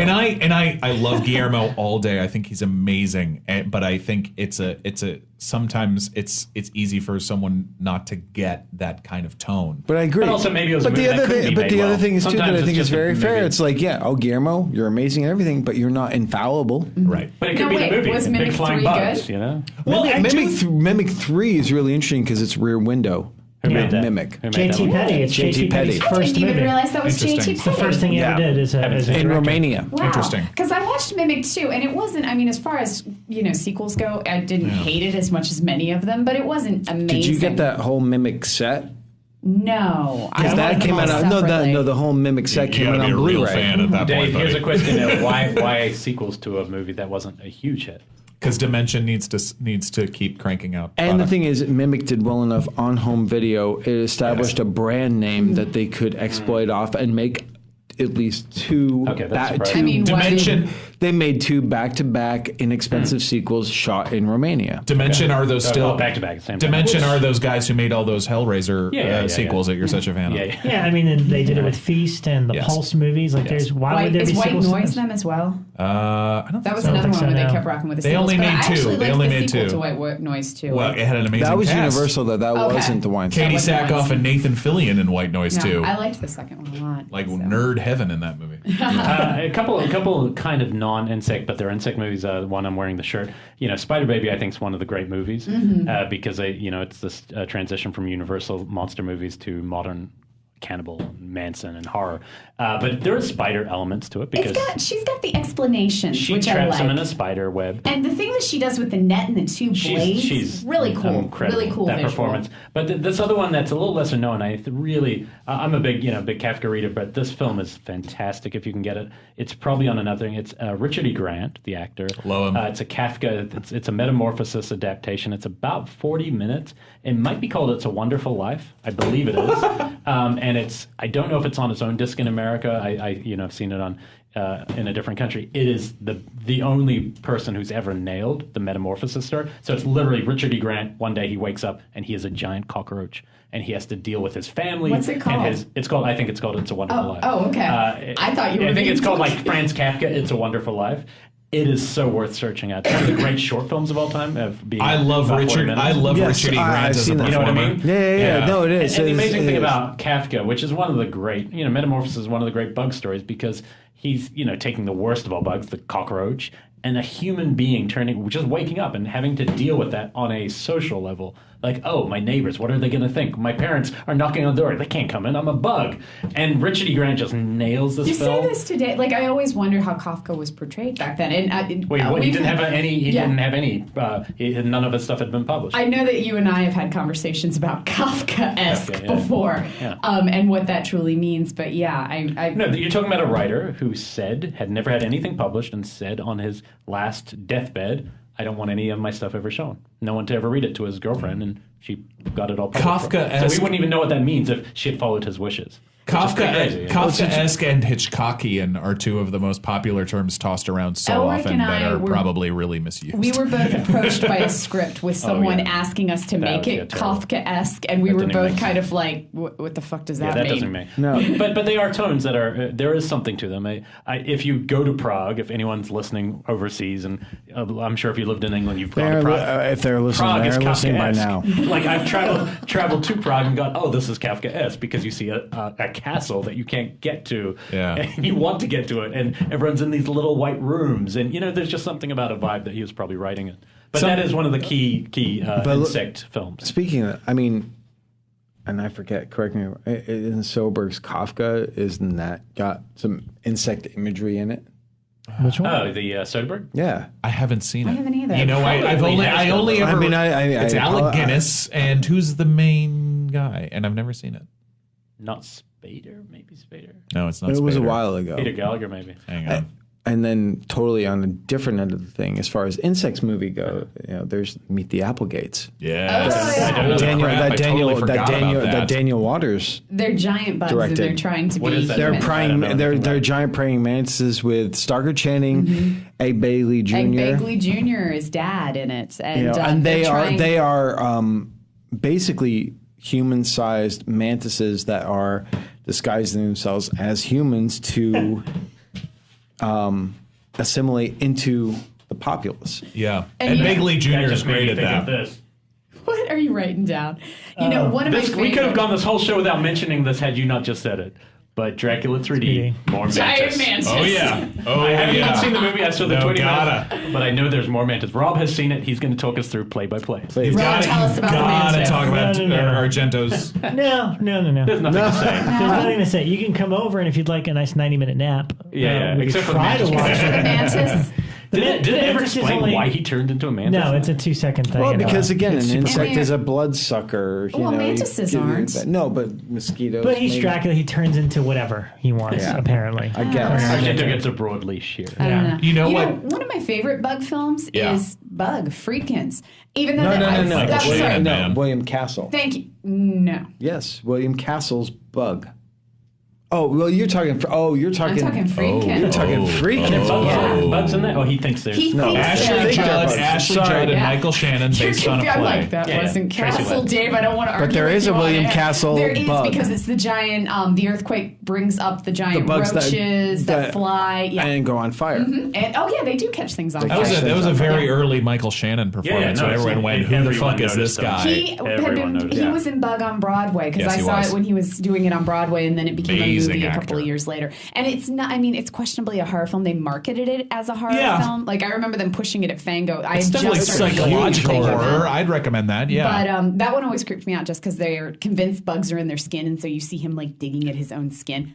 Fucked me up. Speaking of that, Hellraiser 2. Hellraiser 2. And we come full circle. Always, that always gets me. That moment in Hellraiser 2 where the guy's like, get them off me, and he's using the straight and like, And then it's so super hot, awful. skinless Julia comes out. Yeah, I'm still confused on your attraction with her. No, No, because that is a horror sex symbol right there. What? Thank you, Dave. Skinless Julia. I'm going to make a video of Okay, her Dave, making out with so Shelley Duvall and send What it are to your you. opinions on Shelley Love Duvall? that. What? Yeah. What are your opinions on Shelley Duvall? Rob has a thing for Shelley Duvall, and I'm kind of only in The Shining. I'm not into Oh, it. no. Three Woman. I would agree on Three Woman.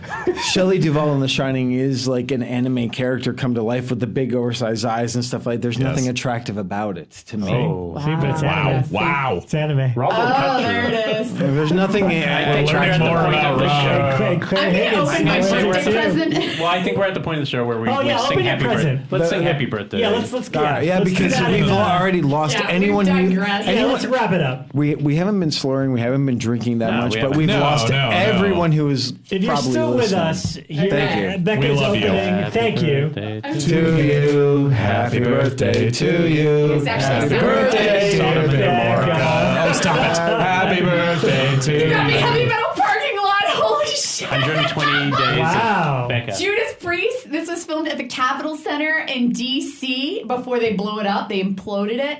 Judas Priest concert. Absolutely fucking amazing. I love you. Do you have it? I don't. I've seen it That's so awesome. many times. I should have though. given my present on air. I okay, saw the other Nine one's Inch better. Nails at the Capitol Center before they blew it up. That's right, So the other one should be better. This is amazing. Holy smokes. Amazing. I would fuck him. There's this wonderful. Sorry, I have to keep talking about it. There's this wonderful scene where this girl, because it's just outside of Baltimore, so it's very stereotypical Baltimore, where everyone has this like ginormous hair. Stereotypical Baltimore. It is. It's incredibly stereotypical. It's right outside of like the Baltimore White Marsh area. And That's a documentary. There's this woman talking about how much she wants to fuck Rob Halford from Judas Priest. It's hilarious. That's That Hilarious. actually sounds pretty fun. No, it's amazing. It's a great movie. Okay, I'm opening this up right now. They're amazing, by the way. They're crazy. They're good, right? The glow balls. They were delicious. It says "Do not bend." Second gift from Dave to Bekah. We see a giant manila envelope. Do not bend. Man, Dave. Underside. Not And while she's doing this, I'm going to state very clearly that we did not actually this whole show, and we did not mention Bekah's favorite movie of all time, which I thought was very funny because that's the only insect movie I Ticks. posted, which It's is my Ticks. favorite movie of all Well, time. it's your- I just find it to be you pump better it all than the most time. people think It was is. a little hard to find. I couldn't. Yeah, it It wasn't never on. came. It yeah, it was wasn't on released on Blu-ray actually Yeah. recently, but I think it's just a transfer. I don't think it's anything. Anyway, Ticks. You know, Ticks. one I forgot to mention, and that's just a sequence and not an insect horror movie, is Stephen King's It. He turns into a That giant ends. crabby That spider. ends as an insect horror movie. Holy freaking! Oh my gosh! That looks Whoa. pretty great. It is a giant. weird. Well, not a giant. An It's Italian version It's of an that. Italian That's of awesome. society. print. This is. I've never seen that beautiful. poster. That's pretty awesome. It What looks is this really from? nice. That's the Italian locagnata, as they call it. Talk What about now? a weird selling of Yeah, that what's movie. with the white square up top? Is that like where That's where they put the theater. Times? This is yeah, I've got gorgeous. some Italian posters like that. And I The have Australian to put a picture of J-Bill this does up. it at the bottom. yeah, totally. Yeah, I have to put a poster of this up because the way that the poster looks, it actually kind of portrays it almost as like a haunted house. Psycho film house? Because, well, the house down here looks Psycho like house? the Psycho House. Yeah. It's not the And then- Pasadena So house. weird. It's got all of the creatures from society up top, but they don't look like morphed. They look more zombie-like. Yeah, we'll post that photo. That's pretty And funny. it's That's got pretty lightning, and it Yeah. looks, it's very, I would say this is almost like, it's a very Italian print because it looks like House by the Cemetery or It's done Beyond by, Darkness. I believe it's done by the same artist who Okay, did that those would make posters. sense. cool. The chance of her actually keeping this and me not stealing is very low. I'm gonna tell you up front, Dave. Have you ever picked up broken teeth with broken fingers? Yeah. Work on that. Wow. Major I threat. cut This is Appalachian. gorgeous.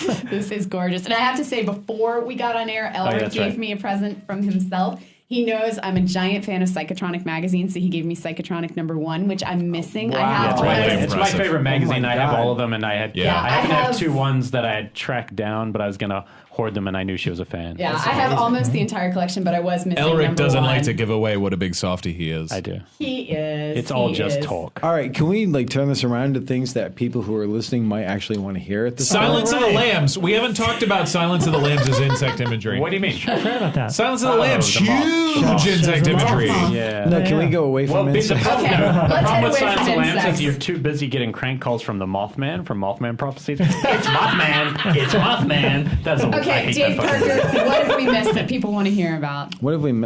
Oh, I think we've that's mentioned not. every half decent movie. That's a horrible way to go. Right? Except Can Michael I just say I did because I fucking What's watched this everyone movie. working on right now? I did fucking watch The Swarm today, or most of it, and I need to at least talk about it. You have to I do. expunge yourself In that- of it. because It's like a it's cathartic moment. because you it's look it that up after you watch it and you're like, what the hell is this It's movie? it's that October-November romance in the movie. It's 2.5 hours long. Yes. It's 2.5 hours long, and it is the kind of end of that 70s disaster movie thing that was like, that all of that Airplane was lampooning in all of those movies. It absolutely was. And it was the one that kind of stopped, I'm forgetting the man's name, the producer and the director. Irwin Allen. Erwin Allen, who had every one of his Towering movies was Inferno. a huge Towering Inferno, Side Adventure. Earthquake, all of these huge successes. films, yeah. The Swarm was his first. And this was a $21 million movie in 1978, which, just to put that into perspective, Star Wars was an $11 million movie. Like, this was almost twice as expensive as Star Wars. It is a really long, boring... Yeah, look over there. It's a melody. Basically, the only reason to see it It's is a melodrama the only reason movie. to see it is Michael Caine screaming, "Get out of there! Get out of there! The bees are coming!" And You it's don't want to watch that. it's You want to watch it as much as you want to see score. the third. Good Oh, really? score. yeah, good score. Jeff Goldsmith. Yeah, I Or think so. Jeff Right? Goldsmith. Jeff Gold. You mean Jerry Goldsmith? Yes, That's the thank one. you. I'm out of my mind. Jerry Goldsmith, who I like that Jeff is the bad. For Jerry the brother. It's like, Goldsmith. yeah, make some scores. Jerry Goldsmith is great. Who the fuck is Jeff? Jerry Goldsmith, who did most of the Star Trek scores, I believe, and did an We amazing can't talk job. about those now that the guy has been brought up on charges. Which guy? What? Stephen Collins. Can't talk about He's in Star Trek. Star Trek the 1 motion picture, which is probably Goldsmith's greatest Star I Trek did not score. know that. He's the new captain of the Enterprise until Captain Kirk, Decker. until Kirk comes in and fucks him over. Oh, I really did not know that. He has taken the headphones off. He's not the only one. Yeah, Anyway, that's really uncomfortable. Okay, guys. Yeah, Are- I are- think it's always best when we stop our show on child molestation. Like, talk about a downer. I'm sorry. I'm sorry. What I'm else sorry was there? for Anything all else you wanted to those say who- about Silence of the Lambs or any other insect like themes? I love you guys. Thank you for a phenomenal birthday. This has been great. Happy birthday! Yeah, we don't give a shit Rebecca. if you don't like this episode or not. This was Rebecca's birthday. The whole point was I've to, had a to get blast. loaded and make her have fun. If The she's only had point fun, is- then we've succeeded. The only point is for the people around the table to listen to this because probably no one else. No, I think you will Some because people will make it this far. Yeah, some people do. Really? Yeah, a lot think of our so. fans will stick through till the end. Mike Mendez. and will we not. want to hear a couple things. We And wanna hear- what was BJ the first Colangelo challenge? and Zach They will. Schwildactor. But the first challenge will. was This is for you. deciding BJ, Indiana BJ. Jones versus. We love you. What was my Indiana, Indiana Jones versus the Temple Jaws. of. Oh, versus Which one? Jaws to see which one maggots or something Claw- comes out of the it's- mouth. No, it's a crab crabs. that comes out of the Nope, mouth. Doesn't come out something, of the some mouth. sort of And then if crustacean. you can name a film that we haven't explained that had a profound scary effect, that was an Of insect. insects. Well, the might original have some Amityville Horror. Let's Oh yeah, yeah. throw yeah. that out Yeah. there. That's Amityville Horror, the true. Flies, of course. Yeah. That actually is a great scene with Yeah, it Rod is. Steiger. Yeah. Yes. Yeah. Yeah, yeah, yeah. It's Rod actually really Steiger. Rod Steiger from The Kindred The Kindred. and In the Heat of the Night. There's many we didn't cover, but And the illustrator. I think we could turn this into a Rod Steiger show. Why don't we? Rob looks like he wants that, so I'm going to make it happen. No, I Seriously. think we've had a lot of fun, and Yes. we appreciate you listeners. We love these two people here. thank who- you very Thank much, you. guys, for Very having happy me to back on. Becca, and we have still a couple cool things coming up in October, and there's going to be some fun to have.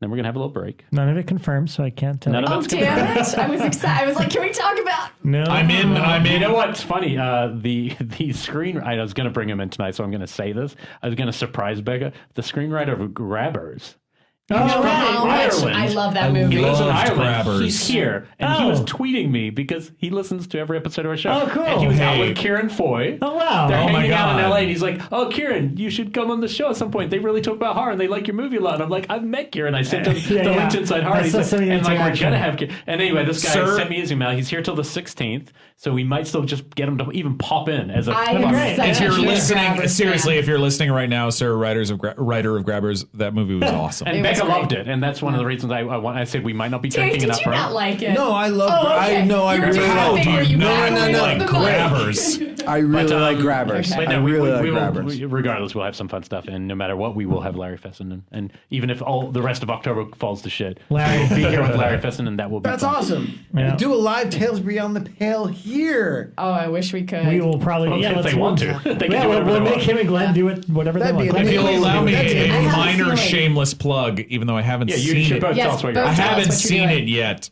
I'm in Ouija. Whoa. You mean Yeah. Ouija? I'm in Ouija. I think Ouija is about a photographer from New York. How dare you? Prime photos. How dare you? It really depends on who you talk to. Yeah, I'm in Ouija. Who produced that? Well, a lot of people. Platinum Demons. Didn't Michael A Bay lot come of up people. to you recently? No, it wasn't. It wasn't Michael Bay. It was one of his partners. Chainsaw Massacre. It was and one of his- Paranormal Activity and Insidious comes. Was that the? Were you doing the Robert Rodriguez from the Beyond? Exactly. The reason it started El Rey Network. For the people. For No, the people, it, by the people, by Michael Bay. Ouija will have a lot of company names in front of it because it is Hasbro, Universal, Blumhouse, Platinum Dunes. Is WWE in there somewhere? No, they're not. Surprising. See Oculus right now. Buy it. But no, yeah, Ouija is coming out October 24th, and I'm in one scene Do you get residuals? eventually. That's why this plug's happening. I will That's say, why this I will plug's say happening. Styles White is the director who wrote who wrote The Possession and wrote Knowing, I believe. The Nick Cage Possession. movie. Or The Possession. The The Possession. one about the The Dybbuk box. Possession. The only Yes. Bornadal directed. That's right. Styles White, good guy, and I think it'll be a really interesting movie. I hope everyone enjoys it, has a good time. Olivia Cook, who's the lead of the movie from Bates Motel, is a tremendous actress. And Which one is she? The one with the Yes. oxygen mask? I That's love her. right. Yeah, she's Love that girl. She's tremendous, and she and I seriously, I'm in one scene of Ouija. I'm not here to say that I'm a lead in the movie. We had chemistry. Not at all. She looked at me funny, and I loved it. How dare you?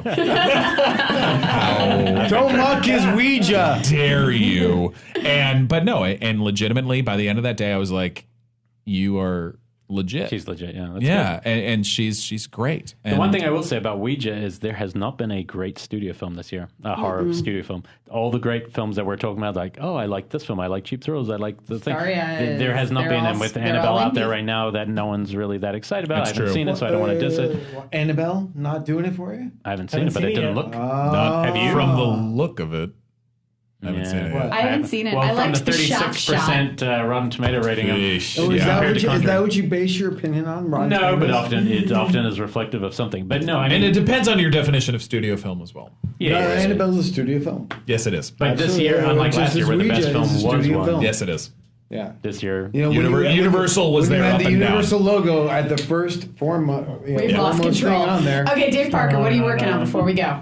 I just got done doing second unit on Lavalantula for Mike Mendez, and it was awesome. It was a That's off blast. topic. Why are you talking about It's, a movie no, about a what do you, spider? what do you do? Exactly. It was awesome. It was a great time. We had Steve Gutenberg starring in it. That's awesome. It was a blast. It was a blast. So that's what I was doing most So recently. check out Lavalantula, check out Ouija. And I'm saying you can check out the Lavalantula for a few months. yeah. And well, I'm sure it'll Absentia be coming. and Oculus are available right And now. as Absentia and well. Oculus, also from Morgan's production company. And Hell yeah. Yeah, keep checking them out. Am I forgetting anything, guys? Can we wrap now? I think Rob's already done. Rob rapped about 30 minutes ago. Galluzzo's out. Galluzzo, he's has- driving. Galluzzo out. And I didn't want to bring this up, but Rob has prepared a Farewell speech? I guess a speech and monologue that he wanted to go out on. It's a couple pages, so be patient. And I'll turn it over to Rob. Rob, please take us out.